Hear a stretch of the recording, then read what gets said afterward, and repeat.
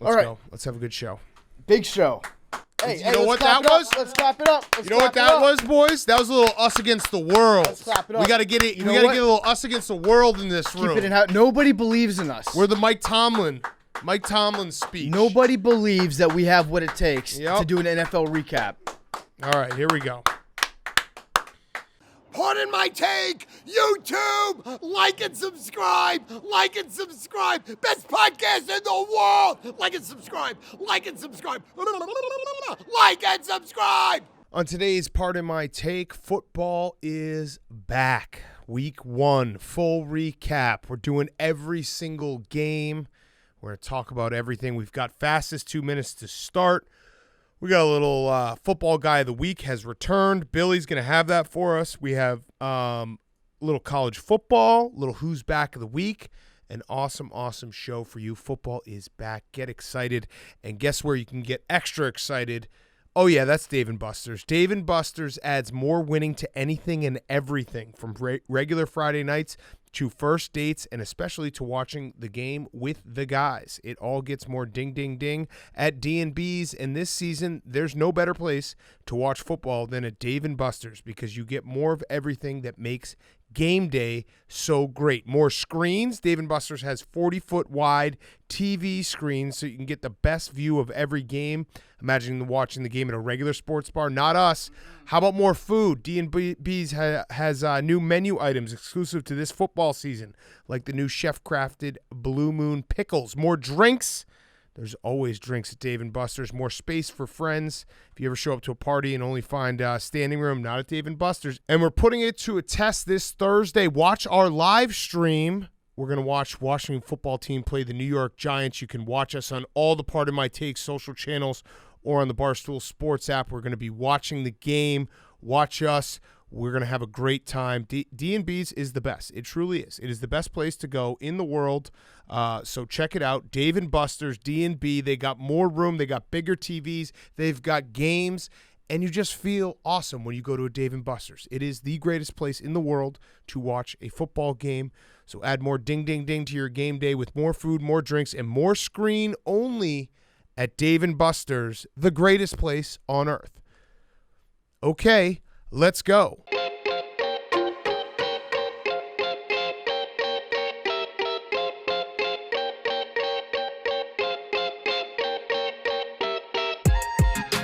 Welcome to Pardon My Take, presented by Dave & Buster's, the greatest place in the world to watch football this fall. Check it out at D&B's. Today is Monday, September 13th, week 1. Whoop, whoop, whoop, whoop. We start in Western New York, where the Bills and the Steelers clash in a battle of Super Bowl contenders. COVID is no different than just an average cold, as Beasley caught everything. Deontay Johnson & Johnson gave the Steelers a boost as Big Pharma Roethlisberger threaded the needle to his wide receiver for a score. The game changed on a big play in the second half, and speaking of a hack getting blocked, no one is able to see Michael Rappaport's tweets anymore. You sick fuck. Here we go. Steelers, here we go. Pittsburgh's going to the Super Bowl. Steelers 23, Bills 16. What? What? Some spread. We head to Cincinnati versus Minnesota, two cities known for being very chilly, as we mourn the passing of Joe Burrow, the giraffe. And in a touching tribute to our sweet prince, the human Joe Burrow had the zookeepers playing neck as he connected with Jamar Chase for 101 yards and a touchdown. In a garden of Thielen, Adam was the first man in the end zone, but Minnesota came up short at 7 minutes and Evan McPherson went into the closet with his sister, but didn't kiss her, stopping us all from witnessing a tie. The Bengals 27, the Vikings 24. What? What?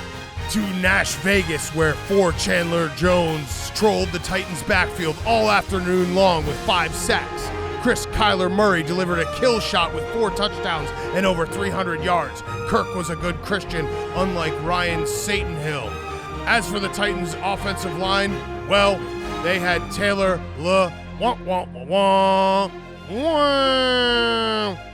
Just want it on the record, we're still for the boys. Cardinals 38, Titans 13. Down the road to Atlanta as Jalen Hurts so good. Arthur Smith stinks, we knew that he would, cause Jalen Hurts so good. Eagles quarterback Jalen Hurts was on fire Sunday, hitting his tight end, Zach Ertz so good. Yeah, baby, make it Ertz so good. Arthur Smith stinks, we knew that he would, cause Zach Ertz so good. Javon Cougar Mellencamp had 2 sacks, and look at those bald eagles fly. Ain't that America? Little ditty about Matthew Ryan, just American kid doing the best that he can. But it looks like the thrill of living is gone for the Falcons. Eagles 32, the Falcons 6. 2 birds. 2 birds. 2 birds. 1 cup. 1 stone. In Detroit, Trey Lance Bass came out onto the field when the offense wasn't in sync to throw his first career pass, which was also a touchdown. Tim Debo Samuel did his best impression of a Mets outfielder, dropping an easy ball late in the 4th, keeping the Lions' hope for a win alive. Dan DeLion Campbell had his team fighting until the end, and we'll have to wait another week until we give him his Trey Flowers. Niners 41, Lions 33. One ball! In Indianapolis, where Olivia Rodrigo Blankenship said the kick is up and it's good for you. Carson Wentz finally had his castaway, but still let Wilson get away as the first half MVP was at it again with 4 touchdowns. Chris Carson had Pleat Carroll wearing his best pair of sideline khakis. And speaking of straight lines, DK Metcalf ran a couple routes and scored a touchdown. Seahawks 28, the Colts 16. I'm going to have to tag you on that one, Teach. Oh. In Raljon, Justin Herbert Hoover sent Washington fans into a Great Depression as J.P. Morgan Chase Young isn't too big to fail after all. Terry Schiavo McLaurin showed signs of life, but Brandon Staley said, hey, can I borrow this outlet for my Chargers? Too soon, Boom. Dying Fitzpatrick hit his life alert after taking a fall and hurting his hip. And as a fan of football in general, let's hope he's okay. The San Diego Superchargers 20, Washington football team 16. And we drive through Tuscaloosa North, where we'll take a Big Mac and 2 cheeseburgers with some Admiral Nelson Aguilar. And don't worry, there might be a little dust on the waddle, but Brian Flores' tenure is getting sweeter with time. And speaking of time, Bill Belichick starts his 47th straight season coaching in the NFL. 47 years ago, we both had hair, Teach. A lot more hair, Boom. The student becomes a teacher as Flores and the Dolphins take down the hoodie, and let me be the first to wish Julian Edelman a happy Yom Kippur from the couch, as it was clear without him, the New England Patriots weren't fast enough. Dolphins 17, the Patriots 16. Standing on a corner, Jameis Winston down in NOLA, such a fine sight to finally see. He's finally back, leading the Saints attack, looking slim and throwing 5 TDs. You haven't learned your lesson, Rodgers looks depressing. Your job's in jeopardy, answer in the form of a question. Saints 38, Packers 3. And we finish in Kansas City, where you can find me in the Chubb battle for a dub, as 2 quarterbacks makes 50 cents. Astroglide Edwards-Helaire slipped through all the holes, and the Kool-Aid Man Andy Reid unleashed Chris Jonestown, and the Browns special teams had Cleveland fans everywhere killing themselves as they couldn't get a Guyana Chiefs receiver. The Chiefs come back for a huge win, 33-29. All right. Welcome back. Before we get into the rest of the show, obviously the music you just listened to, if you're watching it on YouTube, is not the same as on the podcast. We don't have the rights to NFL Primetime, so go listen to the podcast. Also subscribe to the YouTube so PFT can show his beautiful eyes. Subscribe. Not yet. Subscribe. Subscribe. But guess what? You get to listen to the remix subscribe. on YouTube. Subscribe. 25,000 more of you, and I get to take these damn shades off, and you can see my freak eyes. Subscribe. All right, week 1 in the books. Obviously, Monday Night Football coming up.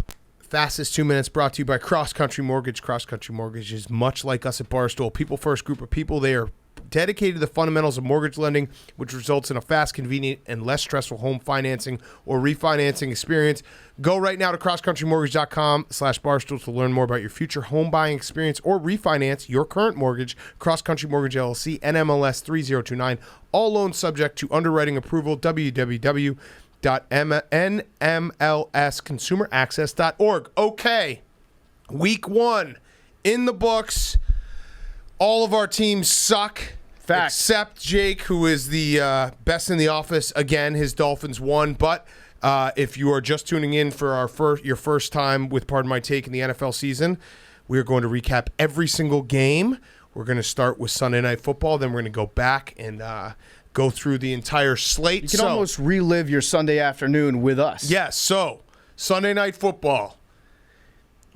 The Bears suck, man. They really suck. And I don't want to just sit here and just be like, man, they suck. And I hate Matt Nagy because I think people are probably just sick of hearing that. But I really don't have much more to say besides the Bears aren't good. And Matt Nagy, I fucking hate you. Well, I can give you a spin zone. The Rams look like they could win the Super Bowl based off of tonight. Well, Rams look pretty good. Okay, they do. Matt Stafford, it was very refreshing to see Matt Stafford play on a competent team for a change. Yes. Except when he danced after he threw that first touchdown pass, that bomb down the field. I've never seen Matt Stafford that happy. I don't know how to process it because Yes. it's almost like he's a rookie quarterback this year. We don't really know what Matt Stafford is. He's very happy. I thought the Rams looked good.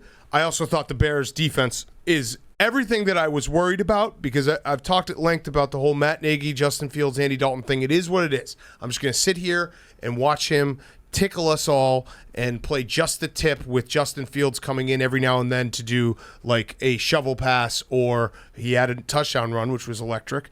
That is what it is. I have been worried for a while. Oh, is that my computer? Yes.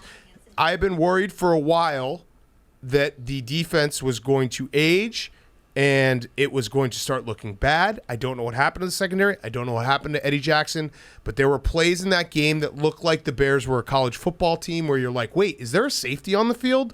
I can't tell if there is. So all my worst nightmares in that respect have come true. The Bears can never, ever have a good offense and a good defense at the same time. It is actually impossible. So if Justin Fields becomes the guy, which I hope he does, of course the defense is going to age the way it does and basically have no pass rush, no secondary, and everything falls apart. But if Justin Fields is good and he's able to use his feet and get around, they're going to eat up more time, so at least the defense won't be tired all the time. Yeah. That's a bonus. There we go. I mean, if you would rather, though, have one unit that's really, really good and one bad than just have two average units because then you just get confused and you don't know what's going to show up in a given week. Here's a crazy thing, PFT, and I think we both probably don't know what this looks like, but what about both being good? No, that can't happen. Right. That's meant for other teams that are I don't know. Competent. It would be cool. It's meant for teams like the New England Patriots to be able to do that. Big Cat, we are resigned to be rooting in perpetuity for the most frustrating NFL teams. None of that's going to change. I did enjoy elements of Justin Fields in that offense, especially in that first drive when they put him in. I thought Matt Nagy was a genius for a second. For a second, I thought he was a genius, and he was saying, like, Andy Dalton is going to start week 1 no matter what, and then he'd turn the reins over Justin Fields halfway through the very first drive.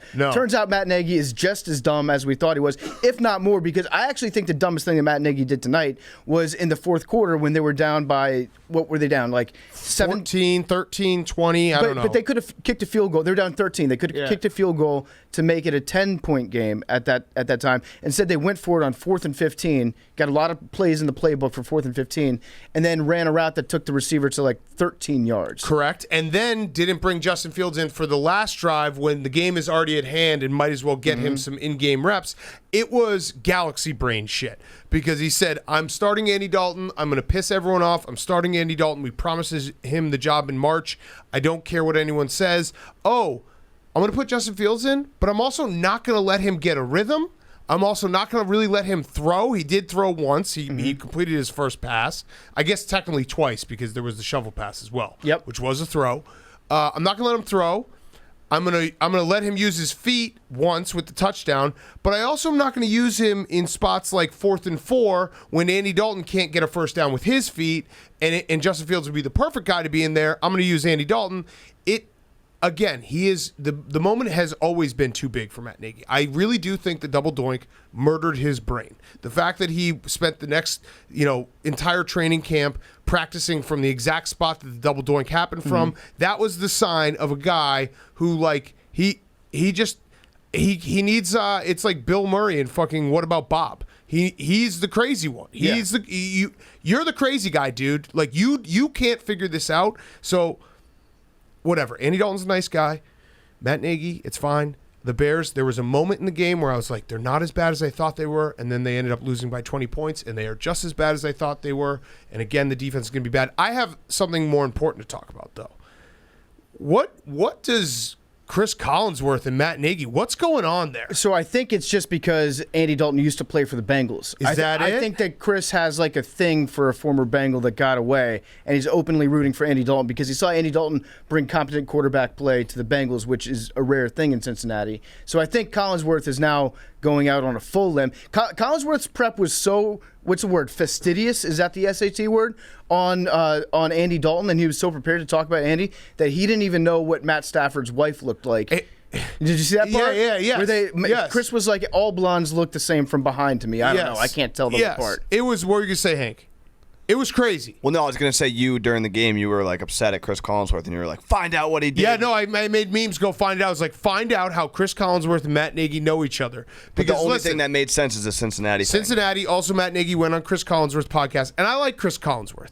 But it was crazy how much he was supporting Matt Nagy's decision and being like, Justin Fields doesn't know how to read a defense. Dude, he played at Ohio State. He played major college football. He's like not stupid. He knows, of course, there's rookie shit that he probably will make mistakes.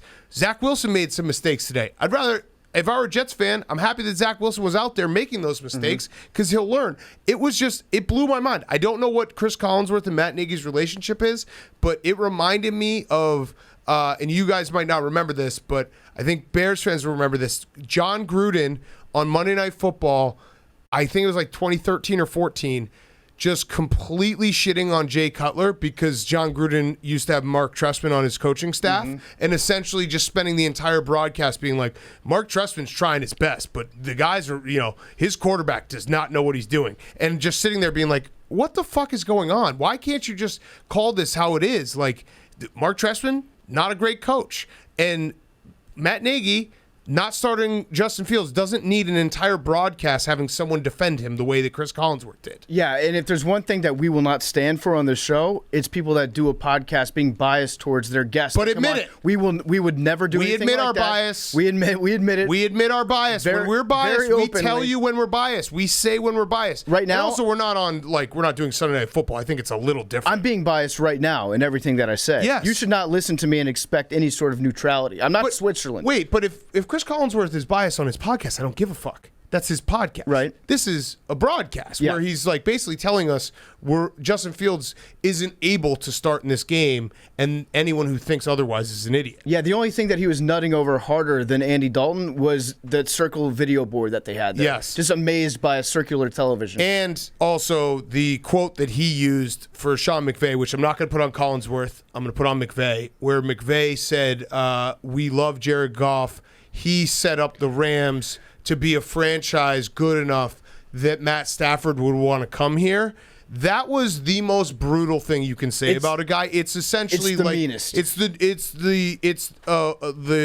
woman being like, yeah, my husband was so nice to me and he taught me how to learn and how to find a new boyfriend that can give me great sex. Exactly. Or like a guy just being like, "This. Listen, my first wife got me to a place where I was comfortable and confident enough in myself where I could go out and hit on other chicks." Yeah, like so shout out to her. She did a great job. We appreciate her time that she spent here. It's a girl breaking up with you and being like, "You taught me how to love and how to respect myself." Yeah. All the pictures that I put of us on Instagram together that made other girls be like, "Holy shit, this guy is nice enough and normal enough that he can have a girlfriend. Now I'm interested in him." You taught me that I would like more than 2 inches.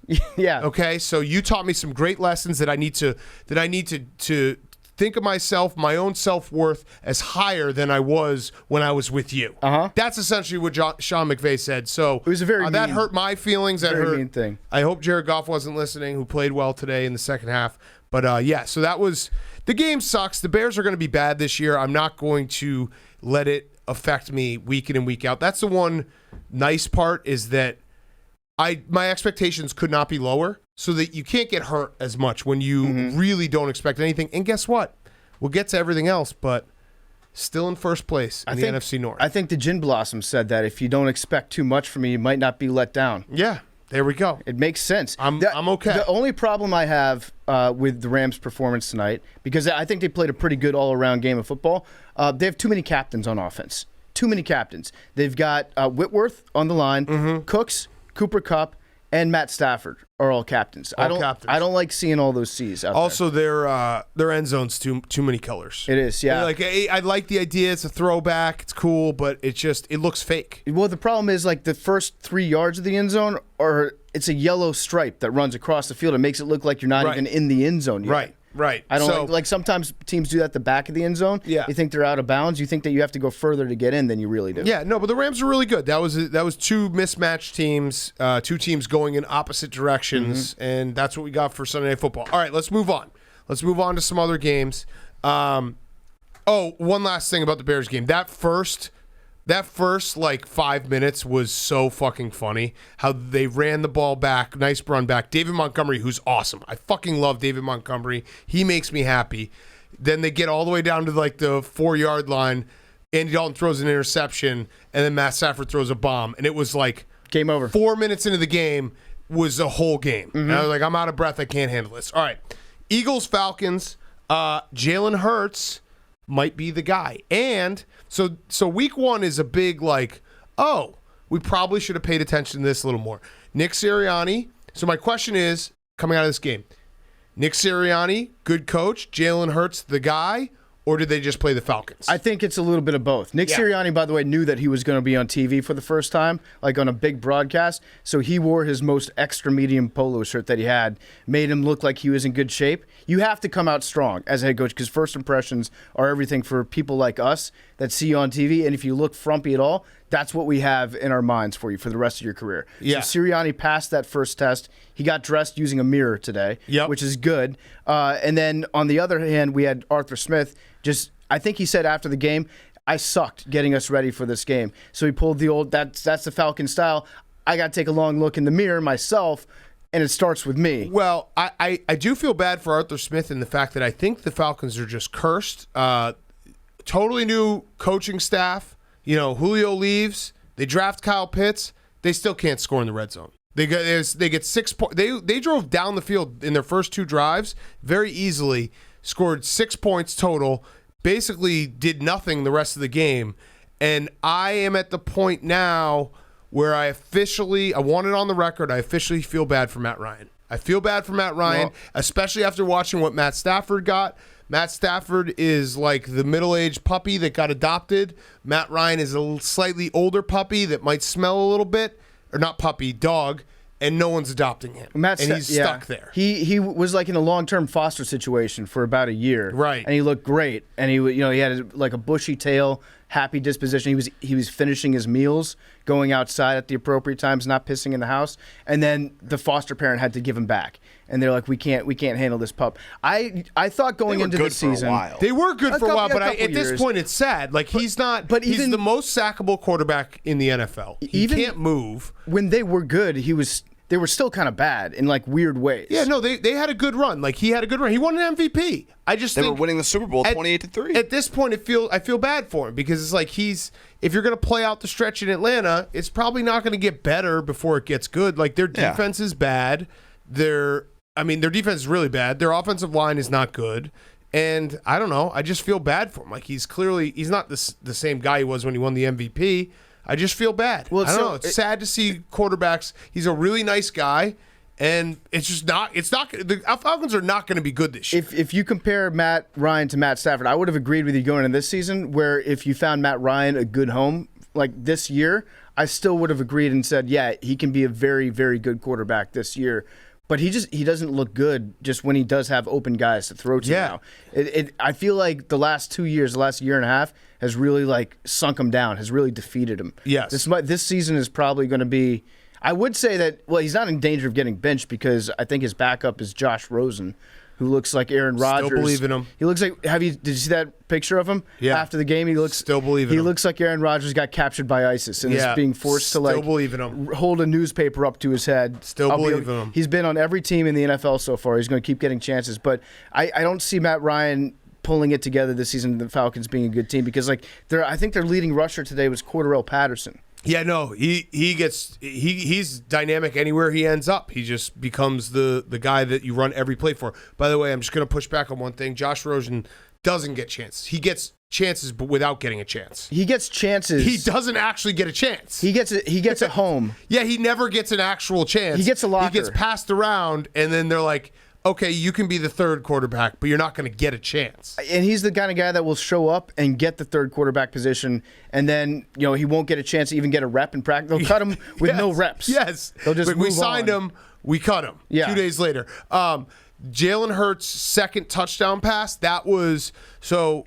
We know that we always do this where if you see one play that you love of a guy or a bad play, you can kind of just write how you think of him. Jalen Hurts, the way he moved up and to the right in the pocket for his second touchdown pass. Again, this might be just the Falcons being this bad, but I was like, ooh, he's good. So I'm a believer in Jalen Hurts now. And I think I'm a believer in Devontae Smith. I always think was. He's big enough to play in the NFL, putting to bed some of those concerns. Yes. Because you gotta be able to jam the guy if you're gonna jam him. And turns out you can just run away from a cornerback. Yeah. So he's fast enough to play in the NFL, even though he's 170 pounds? Yeah, he's a skinny guy, but he's very, very good. Okay. The Falcons are gonna be really bad. It's gonna be very sad. I said that a couple weeks ago. I had a couple people be like, we're not going to be that bad. I think they're going to be really, really bad. Yeah. All right, Steelers, Bills. So it happens to be that TJ Watt actually is very, very good, and they should have paid him all that money because he was fucking awesome. We also didn't talk about it because it was breaking news at the end of last Thursday's show. Adam Schefter writing a tweet that was just TJ Watt writing the tweet. It read, Steelers outside linebacker TJ Watt overruled his agents who believed they could get more money today, marched into the office of Steelers president Art Rooney and told them they had a deal. Then the NFL's new highest paid defensive player excused himself and announced he had to go to work. He had to go work out. Oh, go right? work out. Yeah. He had to go work out. That'll show him. Will also work. Yeah. Yeah. You know what? Keep your money. I need to get in the gym. This is close to Schefter just being like, TJ Watt signed a new contract. Then he went and rescued a kitten from a tree and an old lady who was tied to a rail track as a dastardly villain. Yeah, as a train came barreling down. Yeah. Oh, and then he donated all his money. And, he then went and fixed my car. Thank you, TJ Watt. Yeah, TJ Watt got a record amount of money for a defensive player who has also donated one of his kidneys each year to a needy alcoholic child. Are Schefter and TJ Watt, do they have the same agent? I would assume. Can you find that for me? I don't know, but I feel like I would assume this was written by TJ Watt. I actually think this was written by JJ Watt. It might have been. This has JJ's fingerprints all over it. It's crazy. And then you know what? TJ Watt is getting dangerously close to getting it too much because announcers are always like, this guy, TJ Watt, he gets it. He gets it. He understands what it means to be a pro. He gets it. TJ gets it too much with this whole like declaring to the ownership, am I done signing my multi-million-dollar contract? Because I have to go to the gym now. Hey, guys, I'm sorry that I have to do this paperwork, but I really got to go squat. Yeah. Okay, please. All right, so the Steelers' defense is awesome. That was a big-time, they fell off last year. Things happened. They got injuries. It sputtered out. But fuck, they're really good at defense. And Cam Hayward needs a lot of credit too, because I feel like he's the unsung guy where we talk about TJ Watt a lot, but Cam Hayward is just eats up space.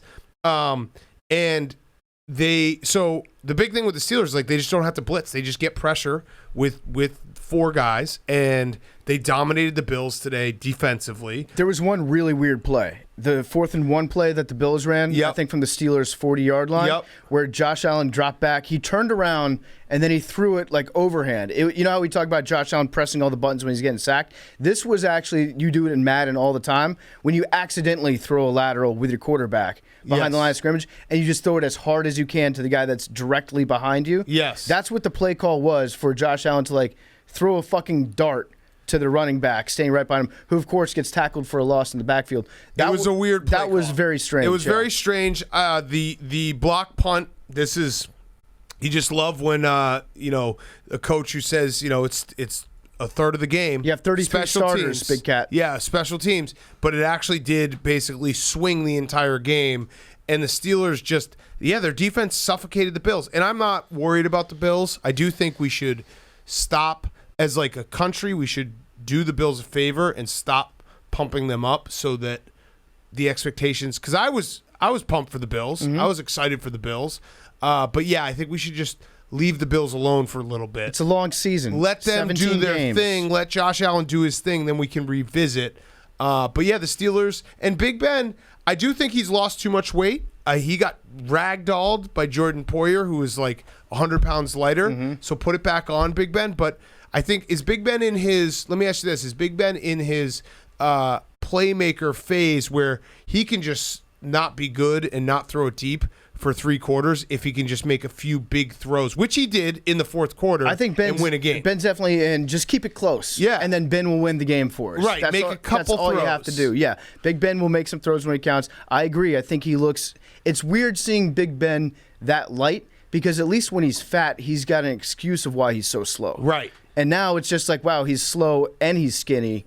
Like something's got to give here. Right. But trust me, I think by Halloween – He'll put be, that. yeah. You know what he needs to do? When's his birthday? I don't know. He needs. When's Big Ben's birthday? He needs to have another kid so he can have an excuse to put on the sympathy weight. Be Yeah. like, listen, I'm eating in sympathy for my wife right now. Yeah, give me Big Ben's birthday, Jake. If Big Ben's birthday is anytime in the next three months, we'll get back to Big Ben. But But yeah, I agree. The Steelers are really good. I think the Steelers are good. March 2nd. March 2nd. Ah, oh, that's shit. Well, it's almost his half birthday. Half birthday. Yeah, probably had. It just passed 10 days ago. Oh, 11 okay. days. Well, Christmas Well, coming up, Thanksgiving, What about Halloween. when are his kids' birthdays? Because he'll have to eat cake for those. Yeah, right? he will have to eat cake. Yeah, I do think Matt Canada, who's their new offensive coordinator, will figure out a way to like kind of open up this Steelers offense. But it was weird watching the game, and it just basically was going back to the beginning of last year, where it was like the Steelers can't really do anything offensively, can't really run the ball.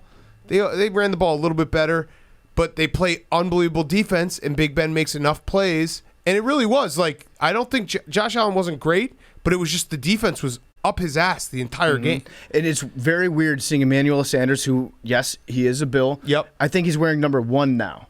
Yeah. Really strange. And Very strange. actually, you know what the weirdest thing is? I figured out today. It's not when like a cornerback or a linebacker wears like number 11 or number 13.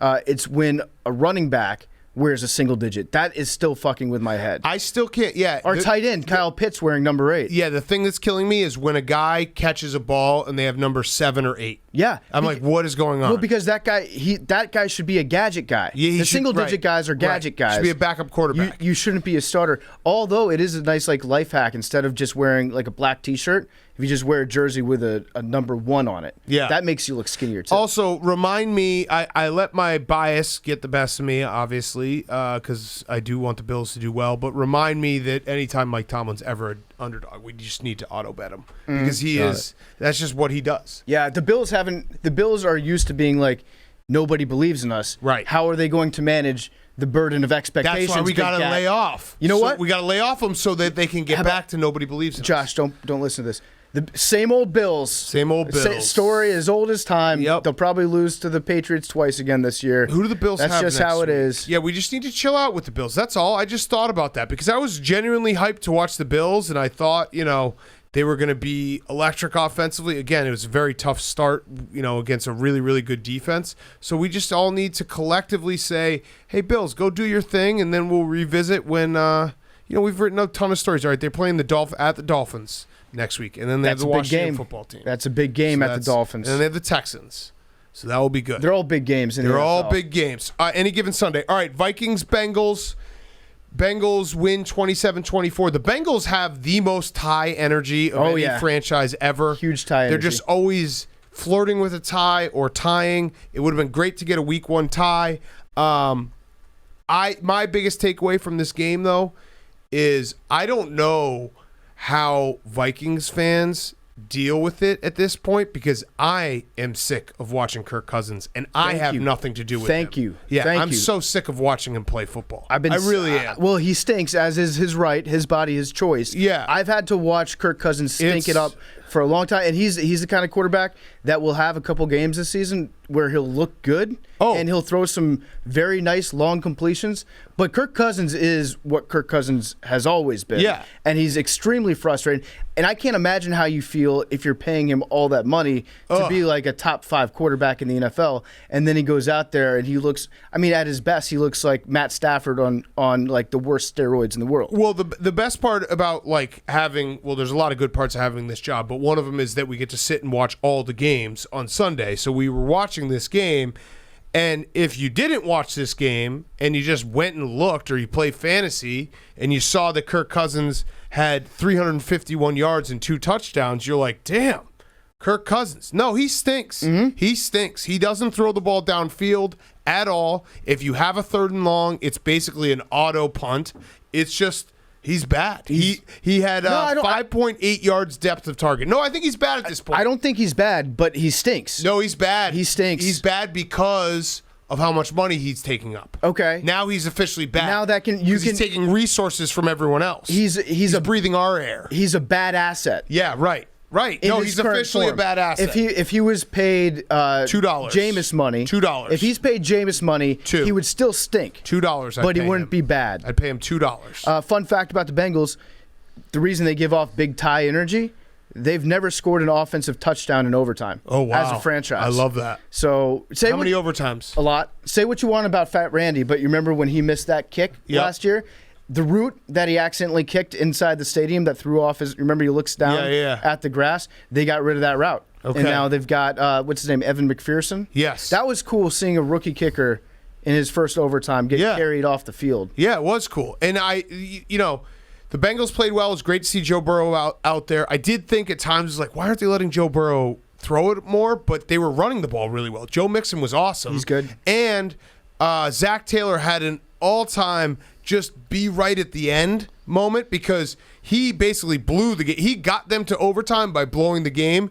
It was he went for it on 4th and 1 on his own 30 with 3 minutes left in the third quarter, up 14. It was essentially when we get to a point where we get so aggressive with analytics and it's like always go for it on 4th down, never punt, and you just lose all ability to take like time and space. The Bengals were dominating the Vikings. The game was essentially over. He gives the ball right back to them. They score. Game on. But then he redeems himself, and the 4th and 1 where it looked like they had Joe Burrow do a play action pass where everyone bit and he throws it deep in overtime to win the game. That was genius. Well, I want to correct the narrative right now, Big Cat. I'm glad that you brought that play up because I saw everybody online being like, what a play call by Zach Taylor. A lot of Randy Marsh gifs of him with the wheelbarrow and the nutsack going around town. That was Joe Burrow who checked out of that play and into the play that ended up getting them that massive gain. So he gets credit for going for 4th and 1. He gets credit for putting Joe Burrow in a position to beat win. Joe Burrow. It's just crazy because it really, and we'll get to like the Dolphins-Patriots game where the distinction between the difference between winning and losing is so razor thin that no one will really talk about Zach Taylor essentially almost losing him that game with that 4th and 1 call on his own 30 with 3 minutes left. When the game was, we were watching that game. It was on. They were dominating that game. It was a bird brain move. Yeah, it was crazy. We were saying in the moment, it was not revisionist history. We're saying, what the fuck are you doing? Like, being aggressive is great. More coaches should be aggressive. That was just plain stupidity. Yeah. No, that should be, we should do a part of my take, like hollow brain move of the game, move of the week. And that was the hollow brain move. We will not forget about that move by Zach Taylor. No. That, you know what? I'm counting that as a loss in Zach Taylor's head coaching record. It counts as a win overall, and for Joe Burrow, it counts as a dub. Also, maybe Jamar Chase was just fucking with all of us because he caught the ball fine. I actually think that he was. I think he was like, what's the dumbest sounding thing I can say? Well, I can't catch the ball because it doesn't have the white stuff on it. What can I get Florio to blog? Yeah. He's basically, Jamar Chase, come on the podcast. You and us, we're the same because you're just pranking Florio in a different way. Did you see Joe Burrow went up to the podium and he's like, I thought Jamar Chase drops everything. So that's the media. So this was a prank. Yeah, and and they pulled it off. Also, the last 10 ties in NFL history, the Bengals have been part of 4 of them. Yep, Yeah, tie the energy. the most tieable They just have franchise tie ever. energy. I was rooting so hard for a tie too. They're like Mario Kart for football games. Like even if they're way ahead, someone will get a lightning or go for it on 4th and 1 on bullet. their own 30 Yeah. and catch them at first place. They're like a really average soccer team. They're like the U.S. men's national team. They're the Wolverhampton. There you go. They tie a lot, I think. Okay, I love Pretty it. sure. Uh, Wolves. one thing I'm a little bit concerned about.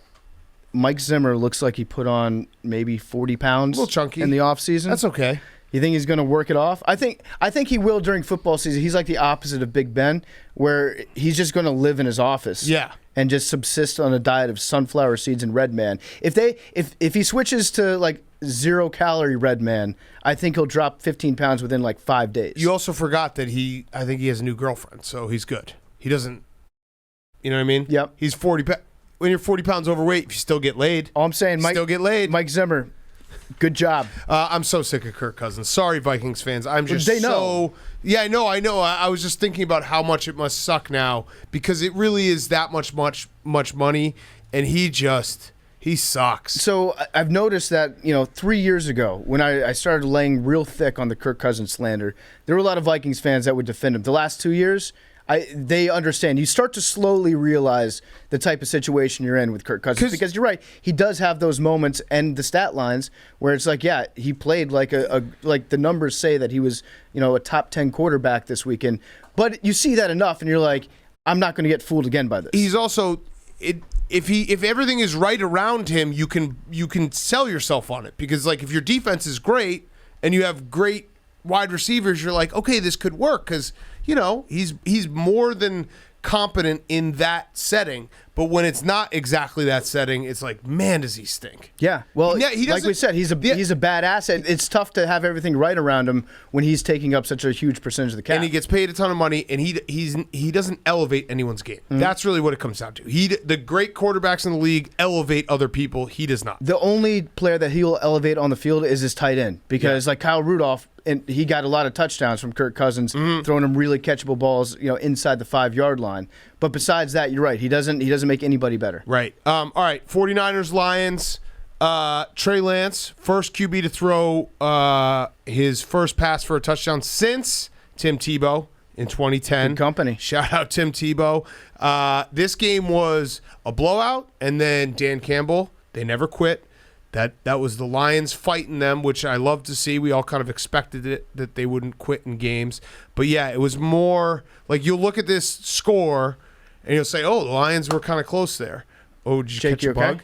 I tried clapping a fly. I missed. But to me, it was more that Kyle Shanahan's back. The 49ers have an offense back.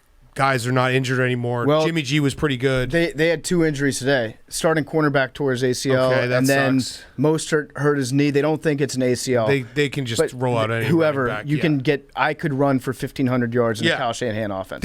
I think their first 7 possessions went. Jimmy G fumbled, and then they scored in the next 6. Yeah. So like they were rolling. Everyone got a little bit of a scare because I think the 49ers week 1 this year was the most teased game in America history. Everyone had the 49ers in a tease. So the Lions almost ruined all of that. But yeah, it was more that the 49ers look awesome again. And the Lions, they didn't quit, but they're not. I mean, they don't have a great roster. I agree that Dan Campbell should probably just get a contract extension now for having the Lions come back in this game. Yeah. For having a roster that's so badly outmatched compared to the 49ers and to be down that much and to come back and keep it competitive. And yeah, they got an onside kick, but still, like, they did not quit. Good for them. Yep. I mean, Jared Goff played well in the second half. Played really well in the second half. And they had a running back who just got he definitely did not kill a guy. Billy, did you find anything else about that? I said you weren't here, but I said as we're talking about DeAndre Swift, there was a weird rumor online last week, and my rule in life is if Billy believes something to be 100% fact, it's almost always not true. No. The only things that was substantiated that there was a picture of a police report saying that was there substantiated. Billy was like, "I got the police report." Well, Billy, And I know I I'm literally essentially a cop. literally came in the room and said, a report I just was came out that asking- DeAndre Swift killed a guy. Yeah. Well, I was asking if you guys knew anything because there was also a actual news report of the events happening. So the event in the police report did actually happen. We should just him do and this, OJ though. confirmed running backs didn't kill somebody. Maybe the his son data. did. The data was the same. Whenever- The same night there was a murder, same place that was described in the report. Whenever there's like a rumor like this online, we just need to have you do a press conference and give your findings, and then we just do the opposite. Wouldn't it be great if Dan Campbell leaked that report just to make the 49ers afraid of him? Ooh. Wow, murderer. we're going up against a guy that shot a dude? Yep. The Holy report shit. could have been photoshopped. It could have. Could've. That's the Okay, one. you're that's willing to I'm, say that. I'm saying the report was definitely of a real shooting that Right. occurred. We don't know if they put in football player Photoshop, DeAndre Swift right. was in it. It was just a picture of someone's computer, Right. so it could have been But that's actually harder to fake. a picture of a computer. No, because then you just do a Photoshop, and the Photoshop doesn't look as fake because Yeah, 'cause you're it's taking a picture of it with your phone. It's way easier. This is true. Okay. Either way, yeah. Credit to the Lions. Good try, though, Billy. Yeah, it was a good try. I don't want it to be true, but course you know, not. Yeah. Yeah. It was a good Listen, try. that's our job as journalists Yes. to look into this stuff. The Lions fought. They fought their ass off. Listen, Billy, it's like my picks on Sports Advisors were 1-5 today. I think 1-5. Terrible. You can fade me. It's good to have you around. So when news like this happens and you say, "Yo, he killed a guy," I'm like, "All right, good. Now I don't have to worry about it. Like, I don't have to drop him for my fantasy team. He definitely didn't kill a guy. Like, it's good." That was their biggest win of the week. Is our running back is not a murderer. Imagine if he did. That we know Billy's of. going to have a great. I hope for you, Billy. That you get to I do hope a- no one actually killed anybody. Okay, for there the we record. go. All right, good. Anti-murder. I'm happy Deebo Samuel had a good game except for that fumble, just because his name is awesome. Yeah, Debo. Deebo Samuel. I'm terrified of a guy Yeah, named Debo. It's great. 1,000,000% of the time. It's great. So, all right. Next up, Cardinals Titans. God damn it. Chandler Jones was incredible. 5 sacks. The Cardinals whooped the Titans. So there was, I saw a stat. Chandler Jones, this is his second career game with 4+ sacks and 2 forced fumbles, and he's the only player to do that in the last 20 years. So he basically just goes nuclear, and no one can stop him. Yeah. We are for the boys, but there were some boys that had bad games, but we are for the boys. Is Taylor focusing too much on podcasting? I don't know. More But blocking, we're for the boys. less talking. We are for the We boys. are for the boys. Yeah, for sure. That's not even a question. We are the biggest boys podcast. I also have a confession to make. I don't want to say I forgot because I think I just didn't realize that AJ Green was on the Cardinals. Yeah. Just didn't realize AJ it. Green's on the Cardinals. Cardinals. And He's on the Cardinals. He's still good. Yep. He's still very good. And Rondale Moore is awesome, and the Cardinals are loaded offensively. Kyler Murray looks taller than he did last year. When does the human body stop growing vertically? I don't know. Please say 37 or 38. Billy? I think it's 25, It's 21. 21. Okay, 21.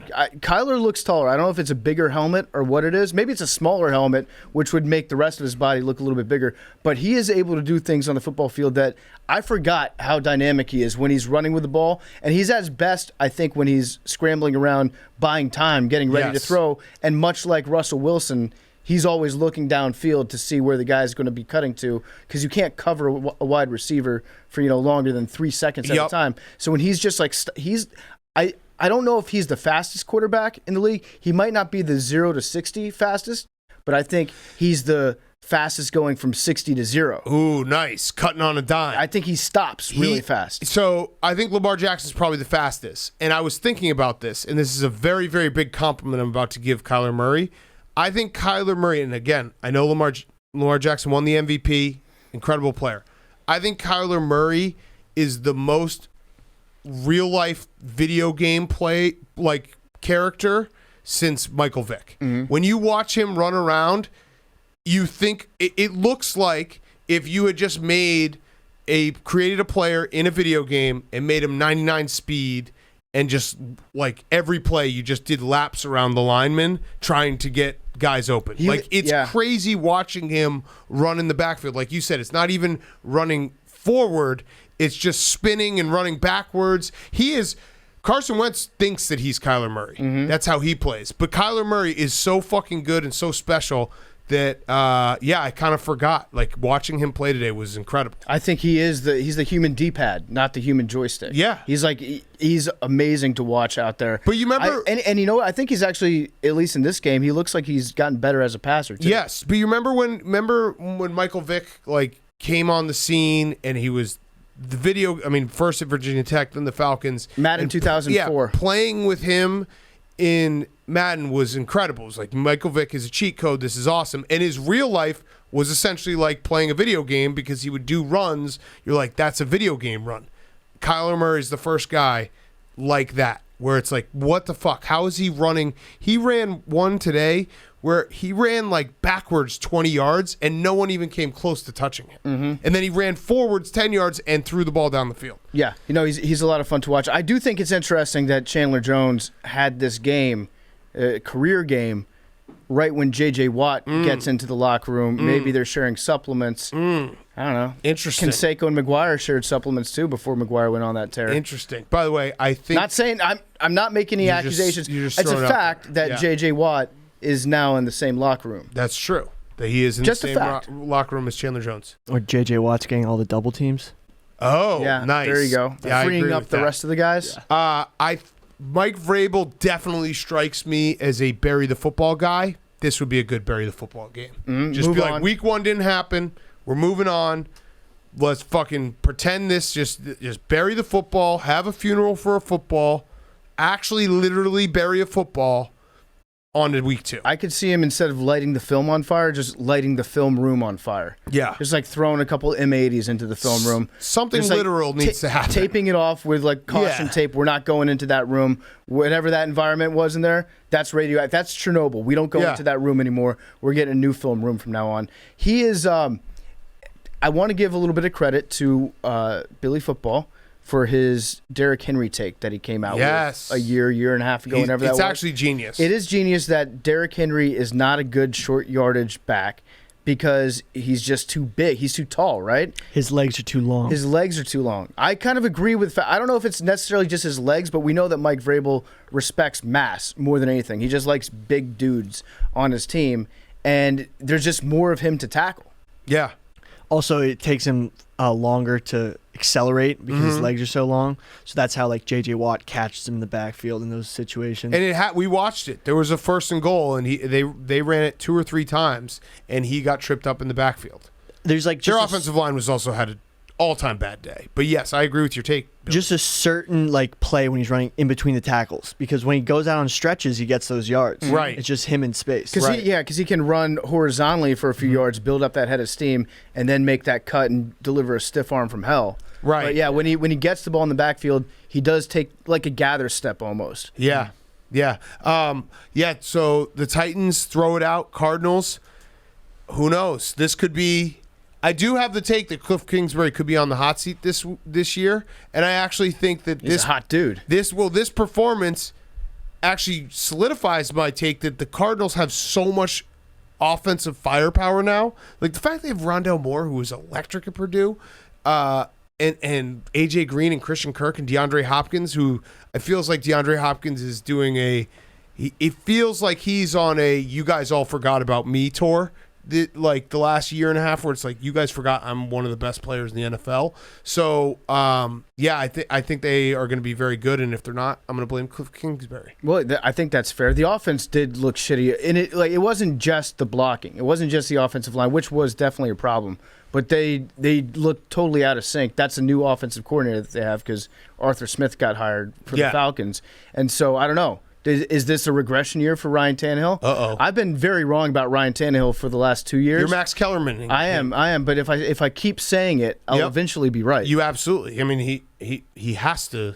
He has to regress. retire at some point. Right. Right. All right. Seahawks, Colts.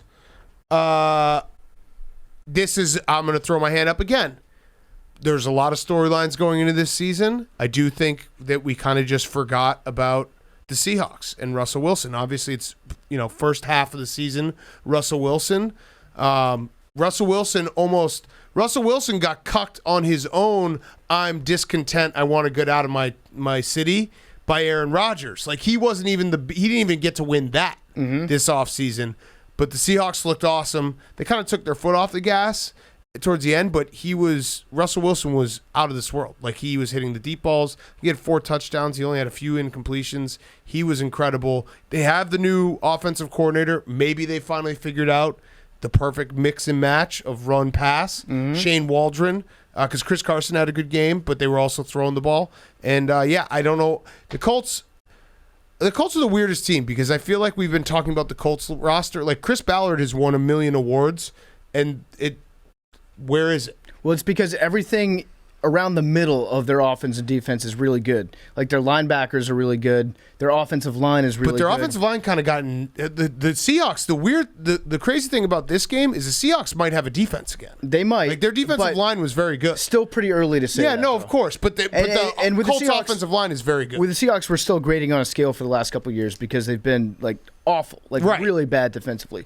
But if they can be decent, I might have been too soon to label them frauds. But again, it's against the Colts right now. And Jim Irsay actually needs to take some credit for it because he tweeted out that the roof would be closed for this game. That was his decision. Yep. And then he had people responding to him pointing out that there are 152 sunny days a year in Seattle, and in Indianapolis there are 186 sunny days per year. So it actually would have been to their advantage to close the roof. Mr. Irsay said, he acknowledged that. He said, yeah, I got to love my roof announcements. Thank you for pointing this out. Irsay can always take the blame for this. Yeah. Be like, this is my fault. I roofied myself. Yes, exactly. I am finally cured of my Carson Wentz might still be good disease. Oh, yeah. So I'm done with that, which is nice because it did cost me a lot of money last year where I was like, that guy I saw him 18? Yeah. 17, whatever it was. He was awesome. Well, he was an MVP candidate. That's why I bet on him. I'm cured. That's why I bet on him. Yeah, because I'm cured. I am not cured yet. I still think he can. Oh, do you it. bet on the Colts today? Yeah. I thought you bet on the Seahawks. No, I bet on the Colts. I'm still very much in the middle of thinking. I said on Friday's show that I have the mindset that every Philadelphia Eagles fan had until they traded him. Yeah, that's which right. is we can put this all together eventually. Carson Wentz. I still think that they can. I'm cured. But thankfully, I'm in a weird place where I know that I'm wrong to think that. Yeah. But I still think it. So you need to. There's got to be a German word for that. I just woke up one day and I was like, he sucks. So hopefully that happens. Just enlighten me. It'll be like Nirvana. I'll just like wake up one day and I'll be a changed person. I remember I bet him a bunch of times last year, being like, "Oh, Carson Wentz, the Eagles, they're gonna fight." And then for some reason today I woke up, or it was actually probably a couple months ago. I was like, Carson Wentz is not good. I can't wait for that moment when I wake up. It's great. It's freeing. You know, like when people are struggling to get over a breakup and somebody tells them, one day you wake up and you just won't miss her anymore. Yeah. That's what I'm hoping for that day that. with myself and Carson Wentz. I don't even look at his Instagram anymore. I hope not. Yep. I'm sick of seeing all those fucking dead ducks.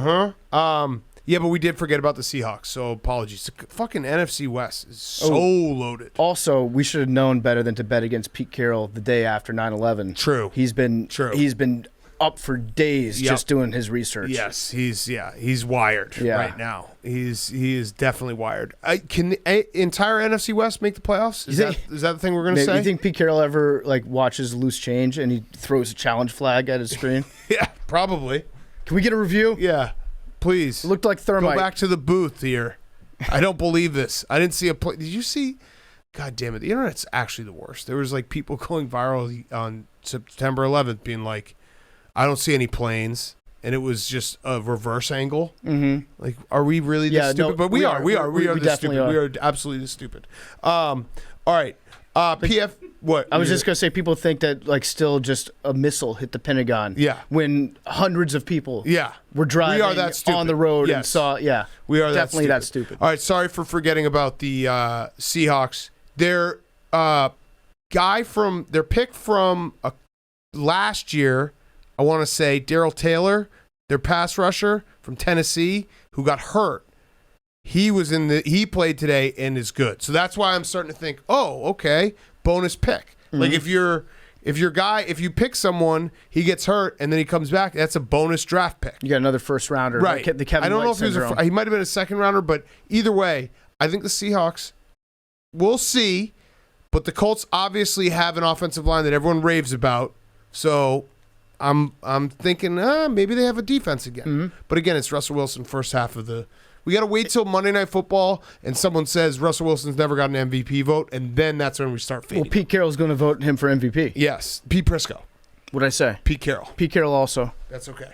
All right, PFT, before we get to the next game, you have a word from our great sunglass sponsor, and PFT is going to possibly take off his sunglasses not this Thursday, but the following Thursday when we do a streamathon. So go subscribe. I think it's more than a streamathon, Big. I think it's a subathon. It's a subathon. You're right. We're going to eat a sub. Billy's going to eat an entire party sub. We're going to get the biggest sub that we can find.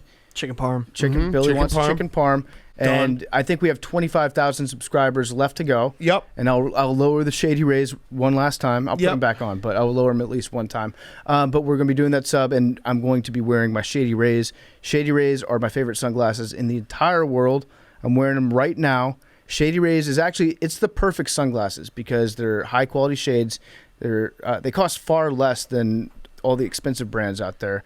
They've got the best warranty in the sunglasses industry. So if you lose them, they will send you a replacement for free. All right. So it's a lifetime craftsmanship warranty as well. So if they break, boom, send you a new pair of sunglasses. If you lose them, if they fall into a lake, if you're at a tailgate, you put them down, somebody else picks them up. Guess what? You can get a new pair of Shady Rays. They're the best sunglasses company in America. Plus, they donate 10 meals to fight hunger in America with every single order. Shady Rays are premium polarized shades, but they're a fraction of the price of the big name brands. Stop overpaying for sunglasses that you're too afraid to live in. Save your dollars, gain peace of mind with the best and most affordable shades for the outdoors. And again, every pair is guaranteed for life. So take on your next adventure with a team that's got your back. And even with that strong of a warranty, they still manage to make quality that I can tell you holding in my hand seems just as good as any expensive pair that I've ever worn. They have polarized lenses. They look perfectly clear, and they start at just $48. Just $48. And they've got a great deal going right now. When you shop with promo code PMT35, you can grab a pair of polarized shades for as low as $31. We'll drink to that. Redeemable only at ShadyRays.com. You can find their newest and their best selection when you go to ShadyRays.com. Use promo code PMT35. Okay. Your Washington football team versus Season's over. Chargers. Season's over. So, Ryan Fitzpatrick hurt his hip, which is not good for a man his age. Usually when someone hurts their hip, we put him in a retirement home. I don't think that's going to happen for Ryan Fitzpatrick. I think he's got hip dysplasia, like an old Labrador. Yeah, that's why you don't throw a tennis ball to your lab. Right. You got to keep him on a pitch count for sure. Right. I'm a little bit concerned. PFT is so concerned. So he went through the range of emotions. When it happened, he said, well, he's questionable to return. I was like, dude, like they throw the questionable on just so that people can feel okay for a second. You like no, because I look at it in my terms where like I'm questionable to wake up every day. Right. You were like, he's questionable to return. I was like, I don't think he's coming back in the game. And then an hour after the game, PFT was like eating in the other room and comes back into the TV spot and he's like, and we got an update on Fitzpatrick and we all were like, what? No, what? I need it. Why? Why? We're watching games. We don't care. All right. So first of all, it's never a good sign before the game when your stadium is literally leaking sewage onto all the fans, which is a great metaphor for what it's been like to watch that team for the most part for the last 30 years. Yep. But no, they were just dumping shit onto the fans that were in the stands. Not a good start, not a good omen for the season, but still, it's Fitzpatrick. He'll be good. He'll figure out a way to make some magic happen. So I feel more robbed that if he's hurt and out for the season, I didn't get a dose of Fitzpatrick. I know. I got like one half, if that, like a quarter. I feel of bad Ryan for you Fitzpatrick. as well. I wanted more. I feel like the strength of our team is our defensive line. And our defensive line sucked today. They were not good. Didn't get home. I have the stat for you. Chase Young. Well, I'm going to tell you real quick. 5 pressures. When rushing 4. Chase Young was off the field on one of the most important third and longs of the game. I don't know what was going on in that moment. Tired. But if you're Chase Young, you should probably be on the field in a passing situation to try to get the ball back and have your team win the game. Don't know what was happening again. I still think that Montez Sweat's good. I think that they've got enough talent. I don't know if the scheme was different or whatever it was today. It's week 1. Also, the Chargers, I have them winning that division. Yeah. I have the Chargers as one of my best teams in the NFL this year. So, yeah, it was against a very good team. Catch of the year, too. Catch of the year? For what?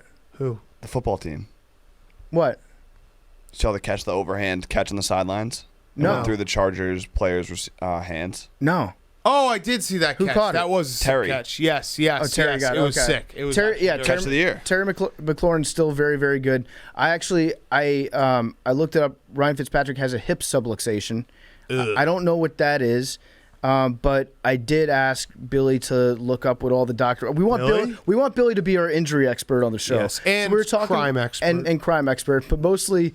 Like for actual football analysis, I think you could do a good job being our pro football doc. Yeah. And Bubba said we should call him bro football doc. Yes. I think that's good. So Rub some dirt on it. What do you have Don't be for a us pussy. on Ryan Fitzpatrick? Can I just say one thing before you start with your job as bro football doc? Any rib injuries I'd like to take care of? Yes. Okay. So subluxation is not dislocation, but it's kind of halfway. So you got like the Okay. hip halfway out of the hip joint. I feel like it's that's pretty being bad. halfway pregnant. Either your Yeah. hips This out or hurts. it's in. This so hurts. the part I couldn't really find That's like, is it in yet? Yeah. Is it just hanging there halfway? Does it pop back in? And can you pop it back in? Popping it back in would probably be the move, but I Yeah. don't think that's like It the sounds that is the painful. best move. medicine. That the doctors, it's always a good thing when the doctor's like, I think it's probably the move to get your hip back into Yeah. its socket. It's That'd be clutch if we could do that. that real sounds quick. bad. But when he was walking off the field, he gave us a thumbs up. He did. Oh, okay, yeah. that's- All right, there we go. Yeah. That's the kind of And he was analysis I want, walking, Billy. He Yep. gave us a thumbs up. If you give a thumbs up, you're fine. No one who's ever been like severely injured has given a thumbs up. Never. He seemed pretty chill about it. He did seem pretty chill Yeah, he seemed about pretty it. chill. Actually, Bill, you should don't call yourself a doctor. Call yourself a medic. Yeah. Field Yeah. medic. It was just very sweet though, because when you came in, PFT, and we're like, anyone got a Fitzpatrick update? It was like, as if like Patrick Mahomes or Aaron Rodgers had like torn their knee, Well- and there was like going to be the leading story when they cut in with Terry Bradshaw. It's like, well, it's Ryan Fitzpatrick. So one, it's Ryan Fitzpatrick, not a bad thing, and two, it's Ryan Fitzpatrick. He'll probably be back because it's Ryan Fitzpatrick. Like, Yeah. he gets injured and then comes back all the time. It's funny you mentioned that, like you thought that's what was going through my brain, because for a second I got mad because we always get a storyline in week one. If there's some significant injuries, there's always like that pre-Sunday Night Football moment Yes. where like Florio is talking with, I guess in this case it'd be Maria Taylor and I don't know, usually Jack Collinsworth, and they're like, and the story this year is it was injury Sunday. Yeah, it was Black right. Sunday in Right. the NFL as superstars across the league went down and succumbed to various Right. like leg injuries. I was like, why is nobody talking about what a tragic day this is in the NFL because Ryan Fitzpatrick got hurt? Yeah, when you said and then that, I we're just then like, I what? realized it's Ryan Fitzpatrick. I think Marty Mush was even like, why would we fucking care? Yeah. I care a little bit because I do like Ryan Fitzpatrick Yes. and I care about you. But yeah, it was, I don't think it's leading any stories. But I hope he's back. I Yeah. hope he's back. I hope he gets better because I also want to see Ryan Fitzpatrick out there. And Taylor Heineke is a perfectly fine quarterback, but I'm always like, you never see any great quarterbacks with arm tattoos. Yeah. With like arm sleeves. trying to think. Which tells me like he's a good backup to have Who's to the keep best? things feisty. Arm sleeve quarterback. Yeah, I can't think of any. Chad I don't Kelly know if I probably can has a think of couple. any either. Manziel? Michael Vick? Why'd Why you are you whisper? whispering? Michael, It's just okay say it to with your say the chest. name Michael Vick. I've already said Michael Vick in this podcast. Let's talk about the Chargers real quick. This is a game. I don't want to say this is going to be mean. This is a game that Philip Rivers Chargers lose. And that is the nicest thing I can say about Brandon Staley and Justin Herbert. Because, like, think about it. 1-score game. They get the ball. Like, the most impressive thing that Justin Herbert did today is they get the ball with 6:43 left on their own 18, and the Washington football team never gets the ball again. They had 4 third-down conversions, 3rd and 16, 3rd and 7, 3rd and 4, like, all over the place. He made the big throws when he needed to, and that feels like a game that Phil Rivers would have not gotten the first down. Washington football team would have scored a touchdown. Then we would have him trying to score late in the fourth quarter. But that was like a clinical Justin Herbert. You can trust him. I feel like that's the next level of maturity for a quarterback, is not like the wow plays. It's if you get a chance to ice a game, can you ice the game? He's not going to fuck everything up for you. You're right. He iced the game. He didn't let you get the ball back. He was methodical. He made the throws when he needed to. And he's really fucking good. And this is a game, the old Chargers, those Chargers would have lost to these Chargers. Mm-hmm. Yeah, these Chargers are a lot better. And with Philip Rivers, it's not just about like his quarterback play. It's just his whole aura right on the sidelines. Just if he's on your team, weird shit's going to happen. Right. It's like a multiplying effect where your defense is going to give up like the dumbest penalty ever. Right. Where you hit a quarterback 5 seconds after they throw a pass, and you think that you're getting off the field on 3rd and long. Correct. And they just like take out their knee. Right. That's what happens to Philip Rivers-led teams for whatever reason. Not indictment on Philip Rivers. It's just a fact. Yeah. That's what goes down. Just, Justin Herbert is awesome, and the Chargers are run like that. I just thought of that when I was watching that game. I was like, this is a game that the old Chargers would have found a way to lose on the road, all the way across the country, first game of the season, and they won. So that's a great, great sign for Brandon Staley and Justin Herbert. Mm-hmm. All right. Season's over. That's all right. Join me. Season's over. That's great. Yeah, it does. It was pretty much the worst start for the Washington football team in the fact that At least you guys aren't playing primetime anytime soon. Yes, yeah, true. good point. They lost the first game. The Cowboys probably aren't as bad as we thought, and also the Eagles are somehow like this is just the NFC East in a nutshell. Like Jalen Hurts somehow winning the NFC East this year would be perfectly NFC East. I think this Thursday I'm about to slap a can't lose on it. Oh wow! Not a must win yet. Yeah, but like you can't lose this game if you want to be in contention. You can't. All right, Jets Panthers. We'll go quick with this one. I mean, this was a reminder that Christian McCaffrey is fucking incredible because he was hurt. I think he played 3 games last year. He had 21 rushes for 98 yards, 9 catches for 89 yards. Basically does it all.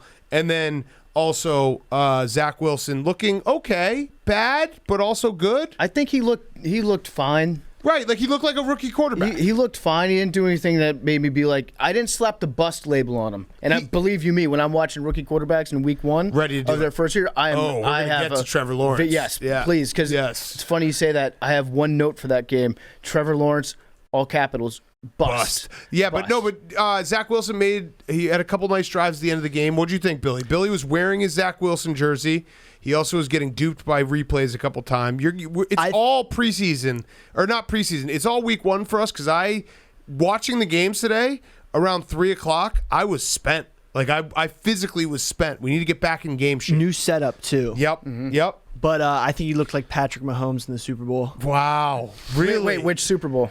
The last one. Okay. Yeah. Okay. You know So his offensive line sucks, but he was making plays. Yeah. I don't hate that. I mean, I think if they had more game, they would have won. They ran out of time. Exactly. Love it. Mekhi Becton got hurt today, was taken off the field on a cart. He was crying. He had the towel over his head. It looked real bad. Turns out they're saying it's just a sprained MCL. Yeah. So he can come back. Huge. But he did not give the thumbs up. He was giving a thumbs down as he was going off. Turns out that he's okay. Yeah, he was crying. He was crying. Also, this is maybe the most hilarious next gen stat I've ever seen. So, like how they always just like to throw out. Who does the next gen stats? God. Who creates them? Either way, next gen stat from this game. Sam Darnold went a career high 2 for 6 for 62 yards and a touchdown on deep passes.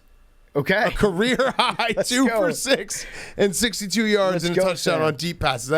That is a next gen insult. What It's an insult stat. He's Mr. 2 for 6 because he also had 2 completions for 6 yards to his namesake Dan Arnold. Oh. At tight end. That's Nice. that's always weird when they're like Sam Darnold to Dan Arnold. Yeah, that's a mouthful. Wow. The Texans fans had a sign, don't need Deshaun. I love it. Yeah, that's so, and you can tell that that's a sign that they wrote after they got in the game and saw how the game was going. Yes. They didn't write it beforehand. They didn't go into this game thinking they don't need Deshaun Watson. Yes. But they made that on the fly. So credit to them. I had 2 other things about the Carolina-New York game. One, Sam Darnold just kind of looks like Jake Delhomme when he's in there. Just body type. Yep. Head structure. I like it. Similar quarterbacks. Number 2, it should be illegal for their linebackers to change their numbers right before the game. They swapped numbers. Yeah. 2 linebackers on Agreed. Panthers. Agreed. These guys spend too long watching film, game planning for this, to have you switch up the numbers on us last second. Yep. Also, their new turf looks awesome. It does. Oh, and it was totally new. Also, there's a giant panther that attacked the field in the Yeah, I stands saw before that. the game. I hope And everyone's okay. Somehow they got their heads down. They were able to play a game of football after a giant robotic panther slaughtered thousands. Yes, that was very scary. Very scary moment. All right, Jaguars, Texans. So, let's give the Texans credit. Hey, let's clap it up for the Texans. Let's clap it up for the Pete Texans. Prisco actually nailed it on Friday's show.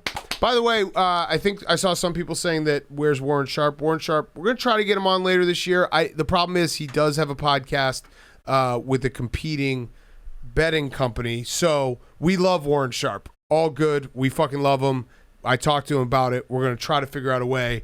No bad feelings or anything like that. We truly like him, friends with him, everything. It's just, we're pushing out new states and we're trying to, we're in a very competitive business. All right.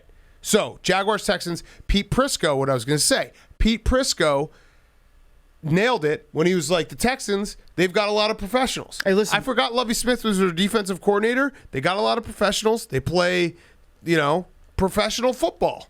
Big Cat, That's what you got to say. these guys, they get paid to play too. Yep. Okay, on Sundays. They're putting tape out there. They are. They have pride in their jobs. So David Culley, good job. Great job. Tyrod Taylor, good job. Tyrod Taylor, good job. Both of you, good job. And I actually think that Tyrod is the best quarterback ever that you can have on a shitty team. yeah, That's your guy. If you have a bad football team, get Tyrod in there. He'll win you a couple games that Yeah. he shouldn't. Yeah, he won't be that great, but everyone expects you to lose anyways. that also might be your guy, but yeah. What, Fitzpatrick? Yeah. True. You just described Fitzpatrick. Well, imagine rooting for Tyrod Taylor and the Texans this year, Your and then team he gets sucks, hurt right off but the he bat. can come in, he can make some fucking plays. Listen, I feel for Texans fans because they were the butt of every joke I know. made by us, including Oh, yeah. going into the lot of season. them. But Tyrod is a nice quarterback to have. He's a professional quarterback. He is a professional and quarterback. he's the guy. He's the what do you call it? There was a movie about like Fluffer? bad luck. Oh. Was it Good Luck Chuck or something? The guy that you date before you find your next guy. No, Jared Goff. Jared Goff. Yeah.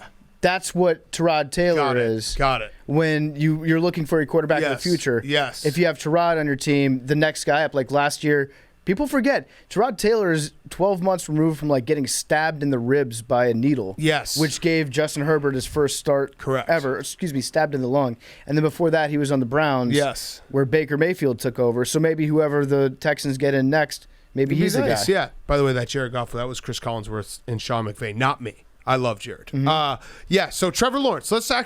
I'm actually not on the Trevor Lawrence as a bust. I'm in the camp of the Jaguars are going to ruin Trevor Lawrence, and it starts with Urban Meyer. Urban Meyer, 11 penalties, 3 turnovers, and Urban Meyer. Remember how Trevor Lawrence didn't look good. He looked bad, right? Bust.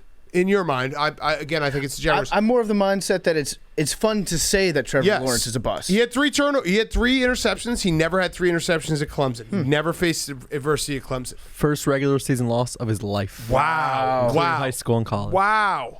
But my point is, Urban Meyer, you spent all of training camp splitting reps between Trevor Lawrence and Gardner Minshew to pretend that Gardner Minshew had a shot at the job. Maybe you should have given the guy that was going to start all along, your fucking franchise quarterback that you went 1-1 pick with, maybe you should have given him more reps, and maybe you should have had your team ready to play. This Urban Meyer thing, I don't know. Yeah. They were bad. They were bad. They looked bad. They looked undisciplined. And we've heard the reports that people are like, yeah, it kind of sucks to have to play for a guy like Urban Meyer in pro. So who knows? Before the game started, Jason LaCanfora, and it is Jason LaCanfora, so as far as like trust-wise goes, he's like one step above your uncle on Facebook. Right. He came out with a report that said... One step below your aunt. Yeah, exactly. Like, the stuff that they get into a fight about. I trust your aunt. I trust my aunt more than I trust Jason LaCanfora, but I trust him more than I trust my uncle. So he came out with a report that said Urban Meyer has everyone on edge and that the vibes around the Jacksonville facility are at an all-time low before the season even starts, before week 1, and that everyone hates him already. I believe it. I choose to believe it, again, because it's fun to believe that it's true. But that report is definitely out there. And I could see, like, people were talking about how Urban Meyer was freaking out over a preseason loss. and probably already sleeping at the facility. Yep. And probably already like cruising. He's at least typed in WebMD into his browser. He's done the hustle. He might not have hit enter on it yet, but he's typed it. He did hustle and hydrate in practice, which is always fun to tell professionals that are making millions of dollars that they need to drink water and hydrate to go drink water. That's what Chip Kelly's downfall was. He was checking the piss of professional players. He could go back to UCLA and look at all the urine he wants. Yeah. All right, let's go to the afternoon slate. Browns, Chiefs. So we got 4 more games, then we'll get to the rest of the Who's Back and Football Guy of the Week and send you on your way. Browns, Chiefs. Browns have won 1 Week 1 game since 1999. They're 121-1. Patrick Mahomes is now 11-0 in September. This was an inevitable outcome. The Browns looked good. They looked really good, actually. They had a great game plan.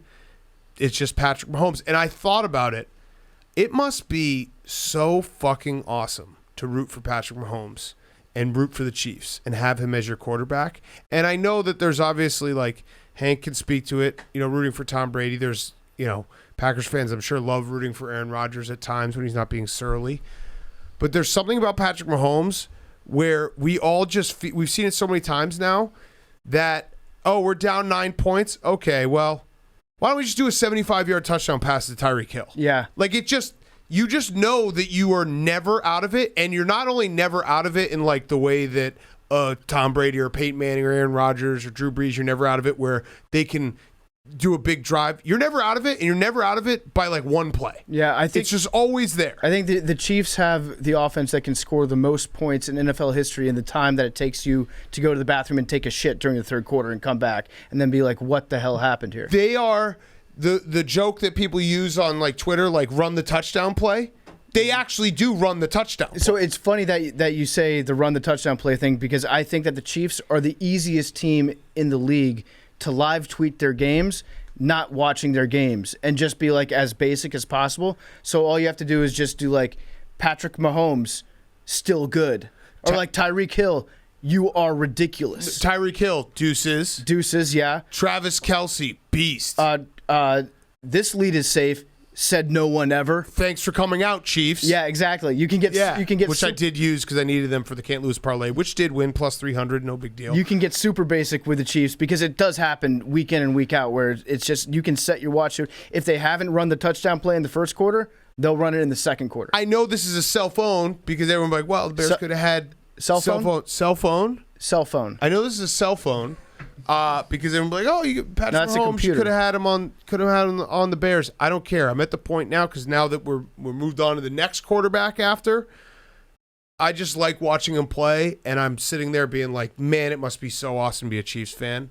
And I'm sure there'll be Chiefs fans that will reply to us tomorrow and be like, yup, it is. But God damn it, that 75-yard touchdown, obviously the punt kind of, that was really the play that changed the game officially, but that they're down 29-20, 10 minutes left in the fourth quarter, and like, all right, let's run the touchdown play. Tyreek Hill, 75-yard touchdown. Easy. And speaking of that punt, that's why you don't want a jacked up punter. Yeah. You never want a jacked up kicker or a punter because if they lift enough weights, they start to think that they're a football player, and they start to think that they can run with the ball for a first down. Yep. And Jamie Gillum, that was, first of all, it was just a botched catch. Is he Scottish? He's Scottish. The Scottish hammer. And don't trust him. Don't trust him. He's too strong. And you know what? It's not just that he's strong. I think you can be strong and be a punter and still be good. But if you post pictures of your workouts and stuff, then you start thinking that you're an actual football player. Yeah. That's where it becomes a problem when you drop it and then you pick it up and try to run for a first down. Yes. That's where it gets to be an issue. I also think that there is some truth to Odell Beckham being addition by subtraction. 100% true. The Browns looked awesome today, with the exception of that fumble by Nick Chubb, who, by the way, is wearing gloves. Yep. I like him better when he's just going skin on skin with the ball. Yep. But besides that, the Browns offense looked really, really good today. Yeah, if I was a Browns fan, I know that they're probably freaking out. I hope that this doesn't damage whatever momentum we have going because they probably should have won this game. But you're a good team. You went toe-to-toe with the Kansas City Chiefs and truly, punch for punch in their place against Patrick Mahomes, who, again, has not lost in the month of September. So, yeah, if you're a Browns fan, it sucks to lose your opening game yet again. But that was definitely – I walked away being like, the Browns are for real. And the Chiefs' essentially defensive plan is let's just have Chris Jones do something sick like 2 or 3 times a game, because he kind of changed the game with 2 or 3 plays on the defensive side where they were getting gashed. Oh, okay, he's got a big sacker, he's got a big tackle, and they can get back in the game. How did Jadeveon Clowney do today? I didn't hear his name called. I just saw him a couple times. Also, both uniforms were so bright. They were very bright on the TV. I don't know if it was the TV. Let's see, Jadeveon Clowney. That is the oldest I've ever sounded. His TV is so bright. I don't see Jadeveon Clowney. So he had a good. Oh wait, he had 4. He had a tackle for loss today. Oh, okay, there you go. Good job, Jadeveon. Good job. Still in the league. All right, Dolphins Patriots. Hank, let's talk. Mac Jones looked good. It actually is a very funny game because. We talked about it with Zach Taylor. The difference between winning and losing is so small that if Damian Harris doesn't fumble the ball, Tua, that fucking pick he threw with like 8 minutes left in the game where he was just wheeling around and threw it up in the air to no one, he's the one who gets all the blame.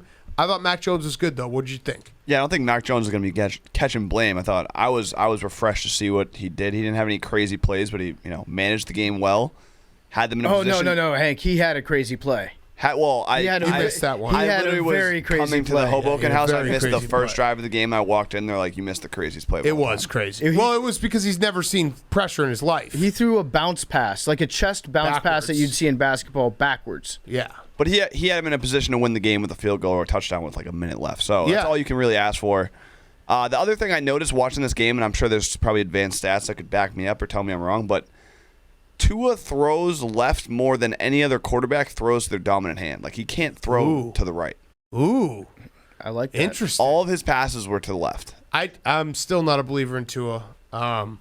He's like a basketball player. He was better today. Make him go right. But it was funny thought he looked okay today. He looked okay, but that pick was an inexcusable pick that you can't have, and you can't. It's not like he's a rookie anymore. What is he? A year 2, 3, 2? Tua. Tua. I guess so. He still is very young, so maybe you can't have that throw. They had either way, that would have cost them the game. Their first drive of the game and their first drive of the second half was like their best drives. And other than that, the defense was good. I thought it was interesting that they were putting Jacoby Brissett in for Tua. Like, I don't know what skill set Jacoby had, but it was for sneaks. But also they had him drop back a couple times. They had him in not necessarily like. Does he look fat in that uniform? Like he looks a little fat. He looks healthy. Yeah.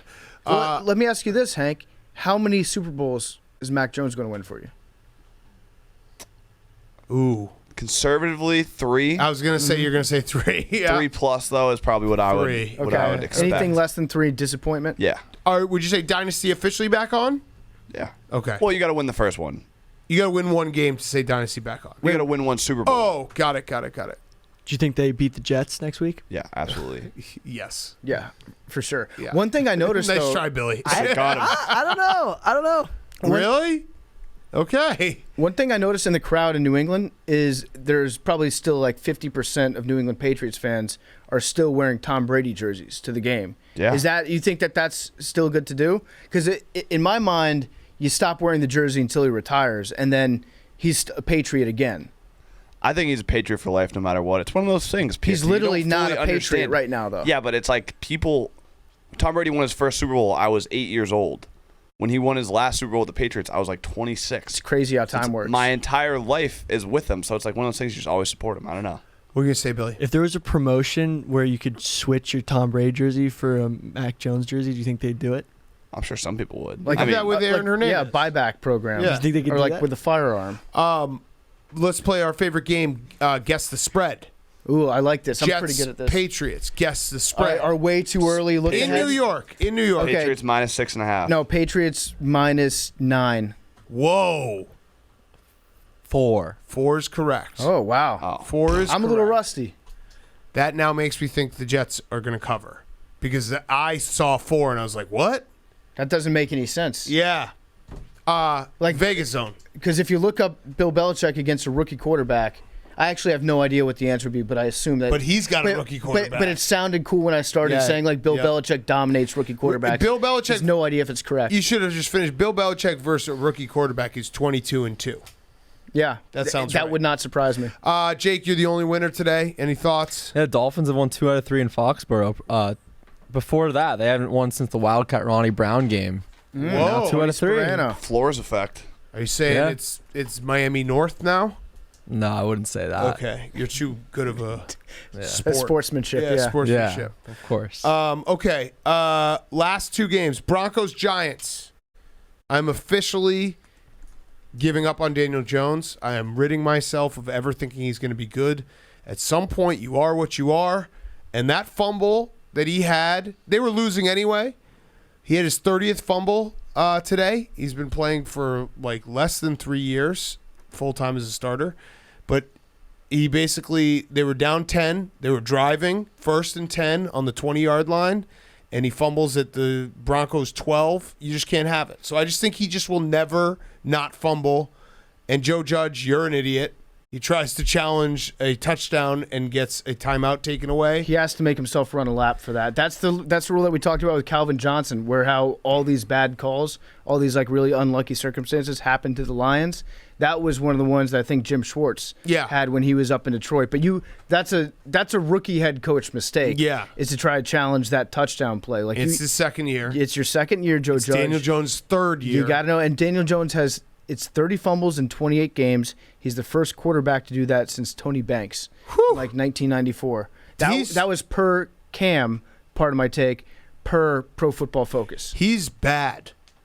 Yeah, he's bad. He's bad, and he loses the ball a lot. If your best asset is that you look like a distant relative of Eli Manning, that's not a plus. No. So he's I'm done with that. And then Vic Fangio, the defense is back. Teddy Bridgewater is I feel like we won that debate with Pete Prisco. Yep. Teddy Bridgewater is the perfect, because Drew Lock would have thrown an interception in this game that would have gotten the Giants back in the game. It's funny because if you listen back to that conversation about Drew Lock or Teddy Bridgewater, we were talking past each other in the most hypothetical situation. Right. Well, if Drew Lock throws like 100-yard touchdown pass, wouldn't you want that? Right. Yeah, he might throw like a bad interception in the first quarter. Like, we were just doing all hypotheticals, but the reality is I think Teddy Bridgewater is a much more consistent, good quarterback. And they have a good defense. Von Miller's back. Vic Fangio's a great defensive coach. They have dudes. Like, they played great defense. They took care of the ball. Teddy Bridgewater did his thing, and they won easily. And Teddy looks so cool when he's wearing the 2 gloves with the short sleeves, because later on in the year, you get the Teddy 2 gloves, but it doesn't pop as much with the long sleeves. Yep. He looked awesome today. Yep. And also, Teddy's that guy where you have to say, like, what a nice guy. You have to root for him. Oh, yeah. Because his knee exploded. And also his name's Teddy. And his name's Teddy. You can't be mad at Teddy. Right, right. All right, I think that's it. Was that all the games? Yeah, that's it. Oh, wait. Hang on. Oh, hold on. Speaking of quarterbacks we were right about. Wait, did Aaron Rodgers retire? Because I'm seeing it right now. It says Saints 38, Packers 3. So he retired, right? It's a shame, Big Cat, that you're choosing to lead off this game with talking about how bad Aaron Rodgers played. I have and to. not we'll talk Jameis. How great Jameis Winston was. Well, I mean, big news. Aaron Rodgers retired. I think he's still playing, but he's technically retired mentally. He's checked out. I wouldn't say retired. He's checked out. I have a stat for you, real quick. Aaron Rodgers had 28 attempts, 133 yards, 0 touchdowns, and 2 interceptions. He had a 36.8 rating. If he had just thrown all 28 passes into the ground, he would have had a higher rating. Yeah, it would have been a 39.6. Love it. So Tim Tebow would have actually been a perfect quarterback. Andy Dalton was better than Aaron Rodgers today. Yeah. That's a fact. Aaron Rodgers does stink in Florida, historically, though. He hates the state. I don't think he wants to play anymore. I don't think he wants to be in that state. I think he's done. I think he just doesn't want to play anymore. I think the Packers shouldn't have cut Blake Bortles. Yep. We put a curse on them. Curse of Blake Bortles. Okay, now Jameis. Jameis kicked the shit out of the Packers. He's everything. He is. He is everything. 5 touchdowns, 150 yards passing. That's just efficiency. And yeah, sure, one of them was like a little shovel pass, but whatever. Who cares? Whatever. And then he had an unbelievable sound clip after where he said, they asked him like about the game, and he's like, well, it's like my trainer always says. Wait, what did my trainer say? Oh yeah, he said to be prepared. That was put the clip in. Can you put it in, Hank? That's Jameis. It's probably for the best that Jameis forgot what his trainer. If it's the same trainer that's like, hey, go throw a wiffle ball into a lacrosse stick in a wind tunnel full of hummingbirds. Yeah. It's probably for the best that you're not hanging on every word that guy's telling you. Hey, Jameis, I got this dog, and I'm going to whip you with a towel, and this dog's going to chase you around Well, also, my wife over here, she's going to have some boxing gloves and try to punch you in the face. Yeah, see if you can get your pass off. Jameis Winston trains like he's shooting trick shots with Brad Johnson. Yeah, he's part of Dude Perfect. Yeah, he is part of Dude Perfect. It's Dude Perfect without the shot. It's softcore porn. There's no insertion. You don't get to actually see the shot go in. You just get to see everything, all the weird shit in your backyard that makes the cool trick shot. Which is why we love Jameis. He's kind of a spaz. Yeah. And when he was running with the ball today, he runs like Forrest Gump, Yep. like straight, completely upright. He looks like he's shitting himself while sprinting at the same time. But he gets results. And guess what? You can't argue with results. 5 touchdowns. 5 touchdowns. 5 touchdowns. On pace for 85 touchdowns 85 this year. touchdowns. That would be a record. I'll have to check it in the official record books. Aaron Rodgers on pace for 34 interceptions and 0 touchdowns. I got some bad news for you, Big Cat. What? You know what the team was last time to get beat 38-3 by the Saints? Who? Buccaneers. Week 1? Then they won the Super Bowl. That wasn't week 1. It wasn't week 1. Fake news. That was not week 1. Fake I remember news. we were watching in this room. Same Fake score, news. 38-3. Okay. That was mid-season. And also, Tom Brady had basically a torn MCL. yeah. At the time, Aaron Rodgers is healthy as he's ever been. Don't do this, dude. The only wins Physically. I get is when the Packers lose. That's all I get. Don't do this. Also, Please, don't do it. I think that Sean Payton. It's so hot in here. Did you see Sean Payton try to mix it up with Taysom Hill today? I think what Sean We're all Payton, sweating so much. what Sean Payton's trying to do with Taysom Hill is just time out when Jameis's weird plays are going to be. Yeah. And because there's no real rhyme or reason for when he's putting Taysom into the game. It's just like he gets a sense like Jameis is about to do something fucking stupid right now. Right. I'm just going to put Taysom in there and we just won't have a turnover on this play. Yes. And because if you can they always say, if you can eliminate the bad plays Yep. for Jameis Winston, I think that Sean Payton's just like riding that spidey sense. He's like, I think I can actually literally remove the bad plays from Jameis Winston. Packers suck. Aaron Rodgers retired. Whether you believe it or not, Packers fans, Aaron Rodgers has mentally retired from the Green Bay Packers. I saw it with my own 2 eyes. He's mentally retired. No chance does this come back and haunt me, this clip. It is so hot in here. We got to clap it up. Clap it up.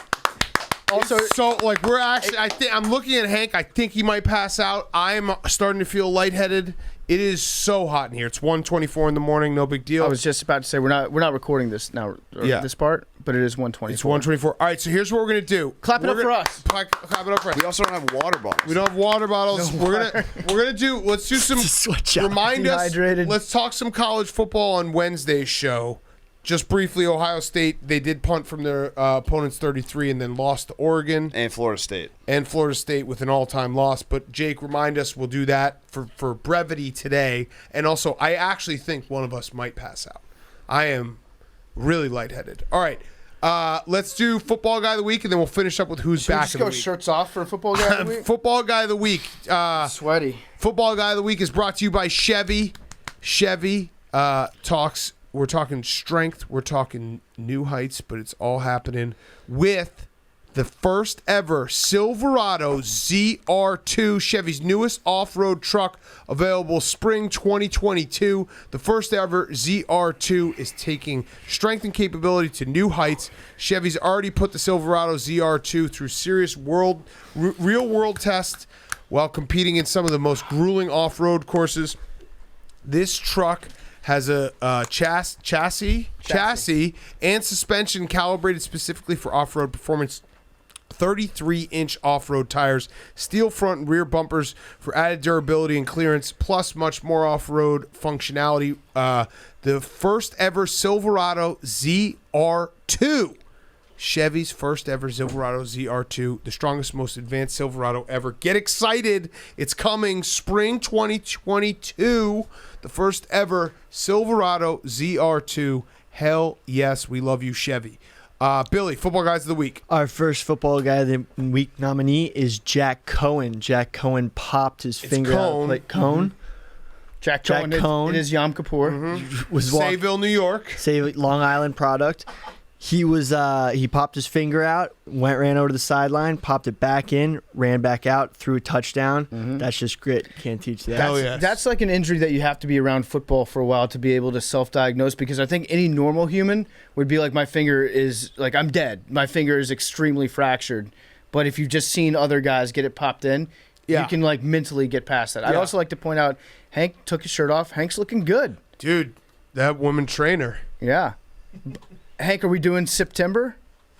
1 beer a week? Look at how much sweat I have on my arms. Fuck. All right, here we go. Football Guy Week 2. No. I'm doing sober September. Sober? Yeah, or get pulled over. PFT said on the way to the car today, he was like, I went out in Hoboken on Saturday. He's like, that's probably the last time I drink on a Saturday in the football season in September. Yeah, it's all one sentence. He was texting me. He's like, coming out. I was like, I think I'm trying not to drink all September. And he's like, I'm doing September starting at 7 p.m. tonight. I was like, what does that mean? It was all, as he was saying it, he realized what he was saying, and he was like, wait, in September. Well, in September, I call it September because you take it easy. I'm going to have like a couple Friday drinks occasionally. Yeah. It was just like a 30-second run-on sentence. Yeah, right. He just didn't stop. Just kept adding. He kept on going, yeah. In September on the weekends, specifically when the sun's those down. Sundays. Yeah. All right. Number 2. Our number 2 is Sean Elliott, the head coach of Georgia State. He was mobbing it up with his players before the game, ripped the guy's helmet off, was just in the mosh pit with him all game. They did lose, but all right. He was getting pumped up with his boys. Yeah, I like that. Mad respect. Next one, Robert Salah running the whatchamacallem? Stairs in the stadium before the game. Yep. Again, it's very hot. It's hot. It's hot. It is like hot. 110 Also, degrees. Gabe. Are we sure his name's... No, it's not. No, keep it's going. not. But Keep go going. ahead. Yeah, doesn't matter. I'm sorry for even bringing it up. And then our last one. Slack. Is it every time I say Saleh, then you guys No, say that's Salah. also not right. Salah. Salah? You guys keep telling me I'm wrong when I say Saleh, so now the only other option is to say Salah. Say Salah. Say okay. No, it's the last one. Salah. Last one. We've This one got was Salah. Money. And Robert Firmino. And we've got Coutinho. This one was highly submitted. I'm not entirely sure if this is a football guy move, but Will Hall, the head coach of the University of Southern Mississippi, said regarding his next game, I'm not excited. My life is on the line. I thought it might not be a football guy move to be excited about a game, but also it's a matter of life or death for him. So very, very. Also, there was a baby born in the tunnel of a Southern Miss game this weekend. Oh, wow. Maybe not actually born, but I know that the woman's water broke and like there was a big scene, and then she might have gotten to the hospital. But that's a football baby. I think shout out to that mom for going. I guess Mississippi is really the only state that you would expect that. Like, yeah. If you're 9 months and 2 weeks pregnant. Yep. Guess what? You're still going to be Klanga. Hell yeah. What about Shiano Man? Shiano Man has Rutgers at 2-0. 2-0. Also, he took the name off the back of their jersey and then put a second name on the front on the back. Mm-hmm. So everybody's name was Rutgers on the back this week. Love it. Huge move by Shiano. Yeah. All right. Good job, Billy. 4. Yeah. All right. Go vote on it. Also, shout out Daniel Ricciardo, who won. We got to get him back on the show. Did a shoey. Push. Verstappen and 1-2. Didn't Hamilton got in an accident, and that's F1. That's talking. Big week for Aston Martin. He didn't watch the second of it. Football's back. What about he sent us a party shirt, right? Yep. Daniel It's Ricciardo from- sent us a party shirt. I'm not gonna say where it's from. I don't want to ruin the allure. Urban Outfitters. I was a little disappointed. Potty Yikes. shirt. Yeah, I was just like, what is this? Maybe that's like his first ever party shirt. I don't know. We have a party shirt, though, from him. All right, let's finish up. Yeah, I know. It sucked. I was a little bummed out.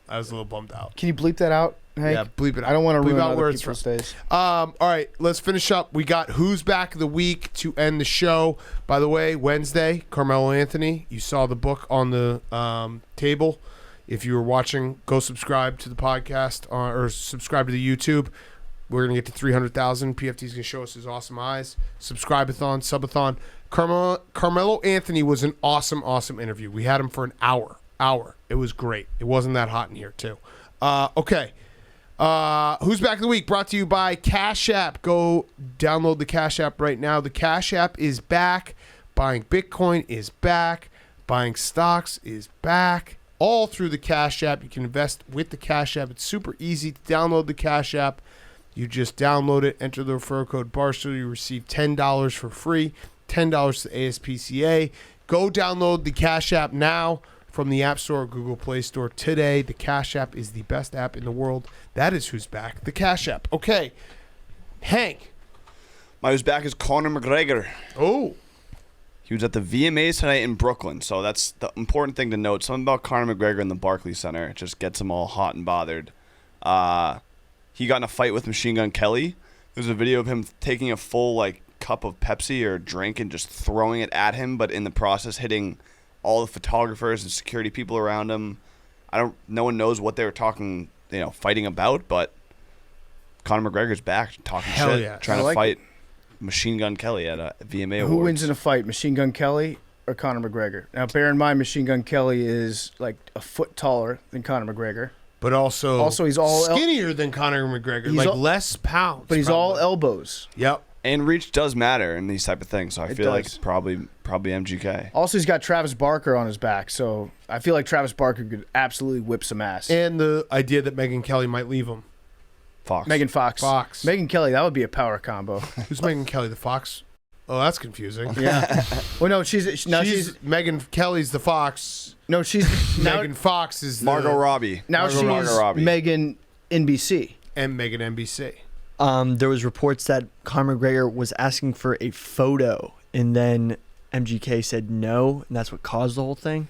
I feel like that's something that MGK's camp would put out. Yeah. I don't see Conor McGregor being like, "Hey, MGK, big fan," or fan of Megan. Mm-hmm. Yeah, can I get a photo of Megan? Yeah. Can I get a nude photo of Megan? Is what he was asking for.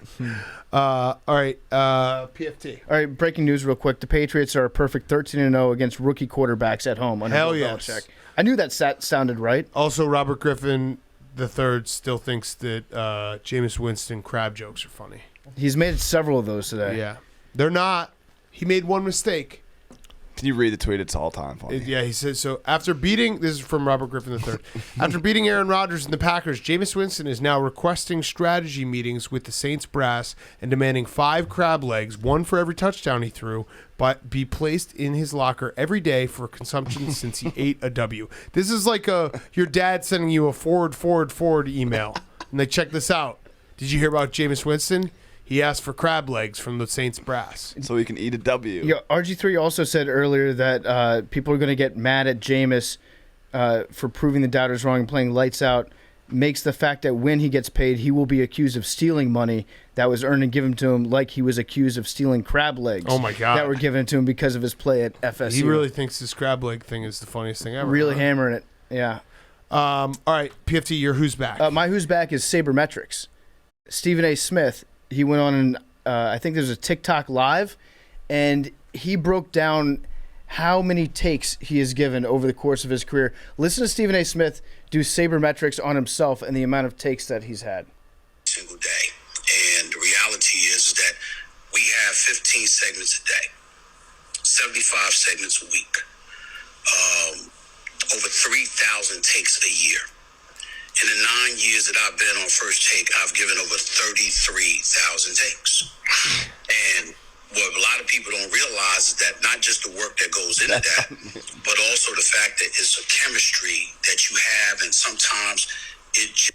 So 33,000 takes. None of them have been the same. None of them? They've never taled about the same thing. They're like snowflakes. They've never talked about the same thing on his shows and on multiple days. Just because, a baker's dozen of those takes happen to involve him listing players that haven't played on that team for the last 3 years. It's irrelevant. It's immaterial to the discussion. Yep. And nothing changes the fact that Stephen A. Smith has given over 33,000 takes in his career. Oh, my God. I love it. How many takes do you think we've given?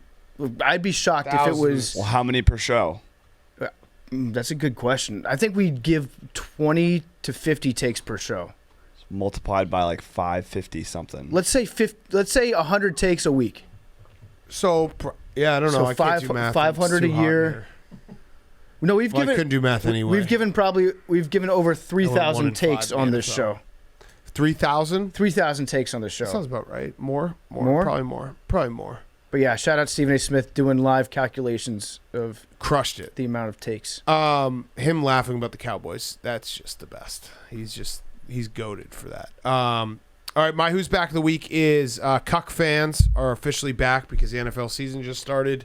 And I feel like NFL fans have a special, like, cuckness to them, which is very, very funny. NBA fans do it, and it's kind of pathetic. NFL fans do it, and it's like, this is really bizarre.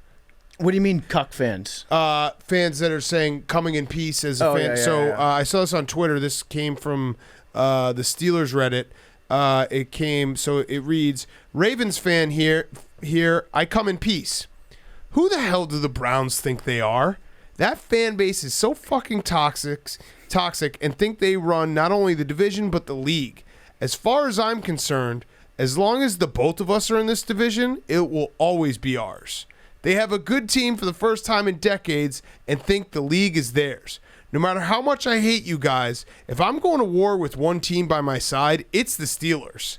Simply because of the great fights put up against us year in and year out. No matter how bad one of us are, at least Cincy fans know their place and remain somewhat humble. Fuck Cleveland. Best of luck this year, unless you're playing us. That's sad behavior from a Ravens fan. I want to go to war with you guys. Honestly, that is pathetic behavior. Yeah. If you're a Ravens fan. Unreal. Coming in peace. You know, I would say at this point, the Browns live rent-free in that guy's head. Yep. That's rent-free type behavior. I'd agree. But the coming in peace is always funny. It's always funny. Adnan Syed fan here, coming in peace. I hope DeAndre Swift's okay. It's always good. Oh my God. All right, Billy. No, Jake. Deep drives to lefts to make it a 4-0 ball games are back because that's exactly what Nick Castellanos did yesterday. What was yesterday? He hit a deep drive to left. I'm over it. I think people reach too. It's like I'm so over it. He hit a home run on September 11th. Obviously, I don't know. They're playing games. I thought it was cooler, not cooler, but like more ironic that he hit a deep drive to left to make it a 4-0 ball game. Oh, he did exactly that. Jake, Got it. Jake, you're so pure. Yeah. I love it. Yeah. 9/11 didn't even enter your brain. No. Yeah. He did all those details. Same direction, same score. That was yesterday? Yeah. Okay.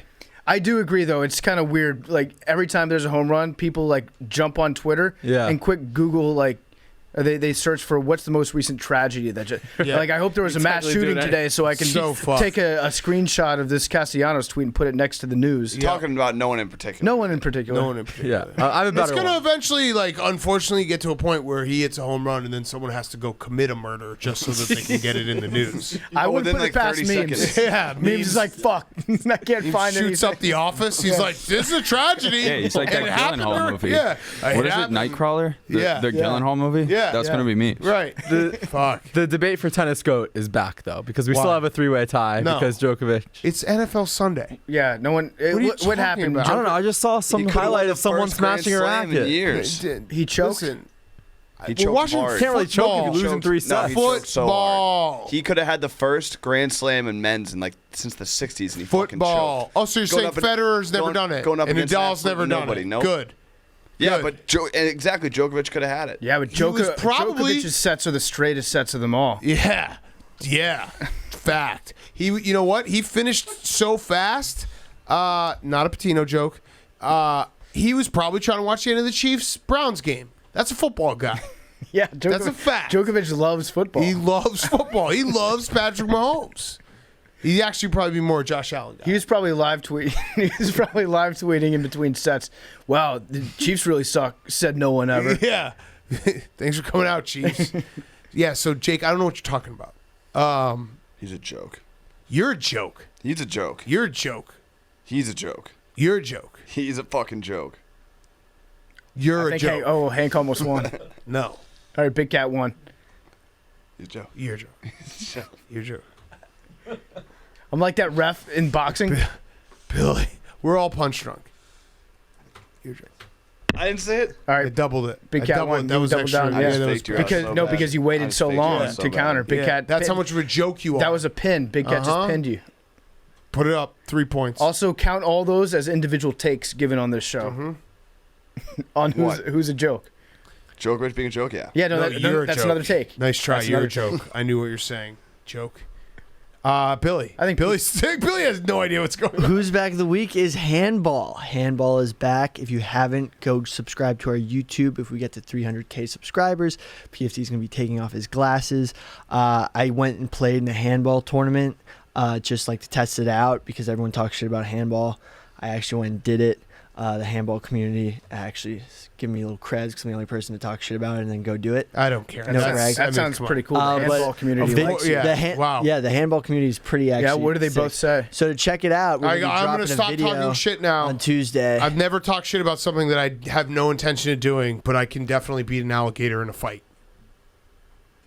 Alligators are kind of small. Okay, go ahead. Keep going.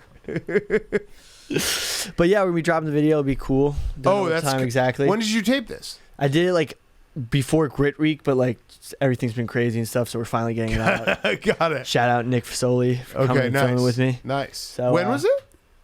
3 weeks ago. 4 weeks ago.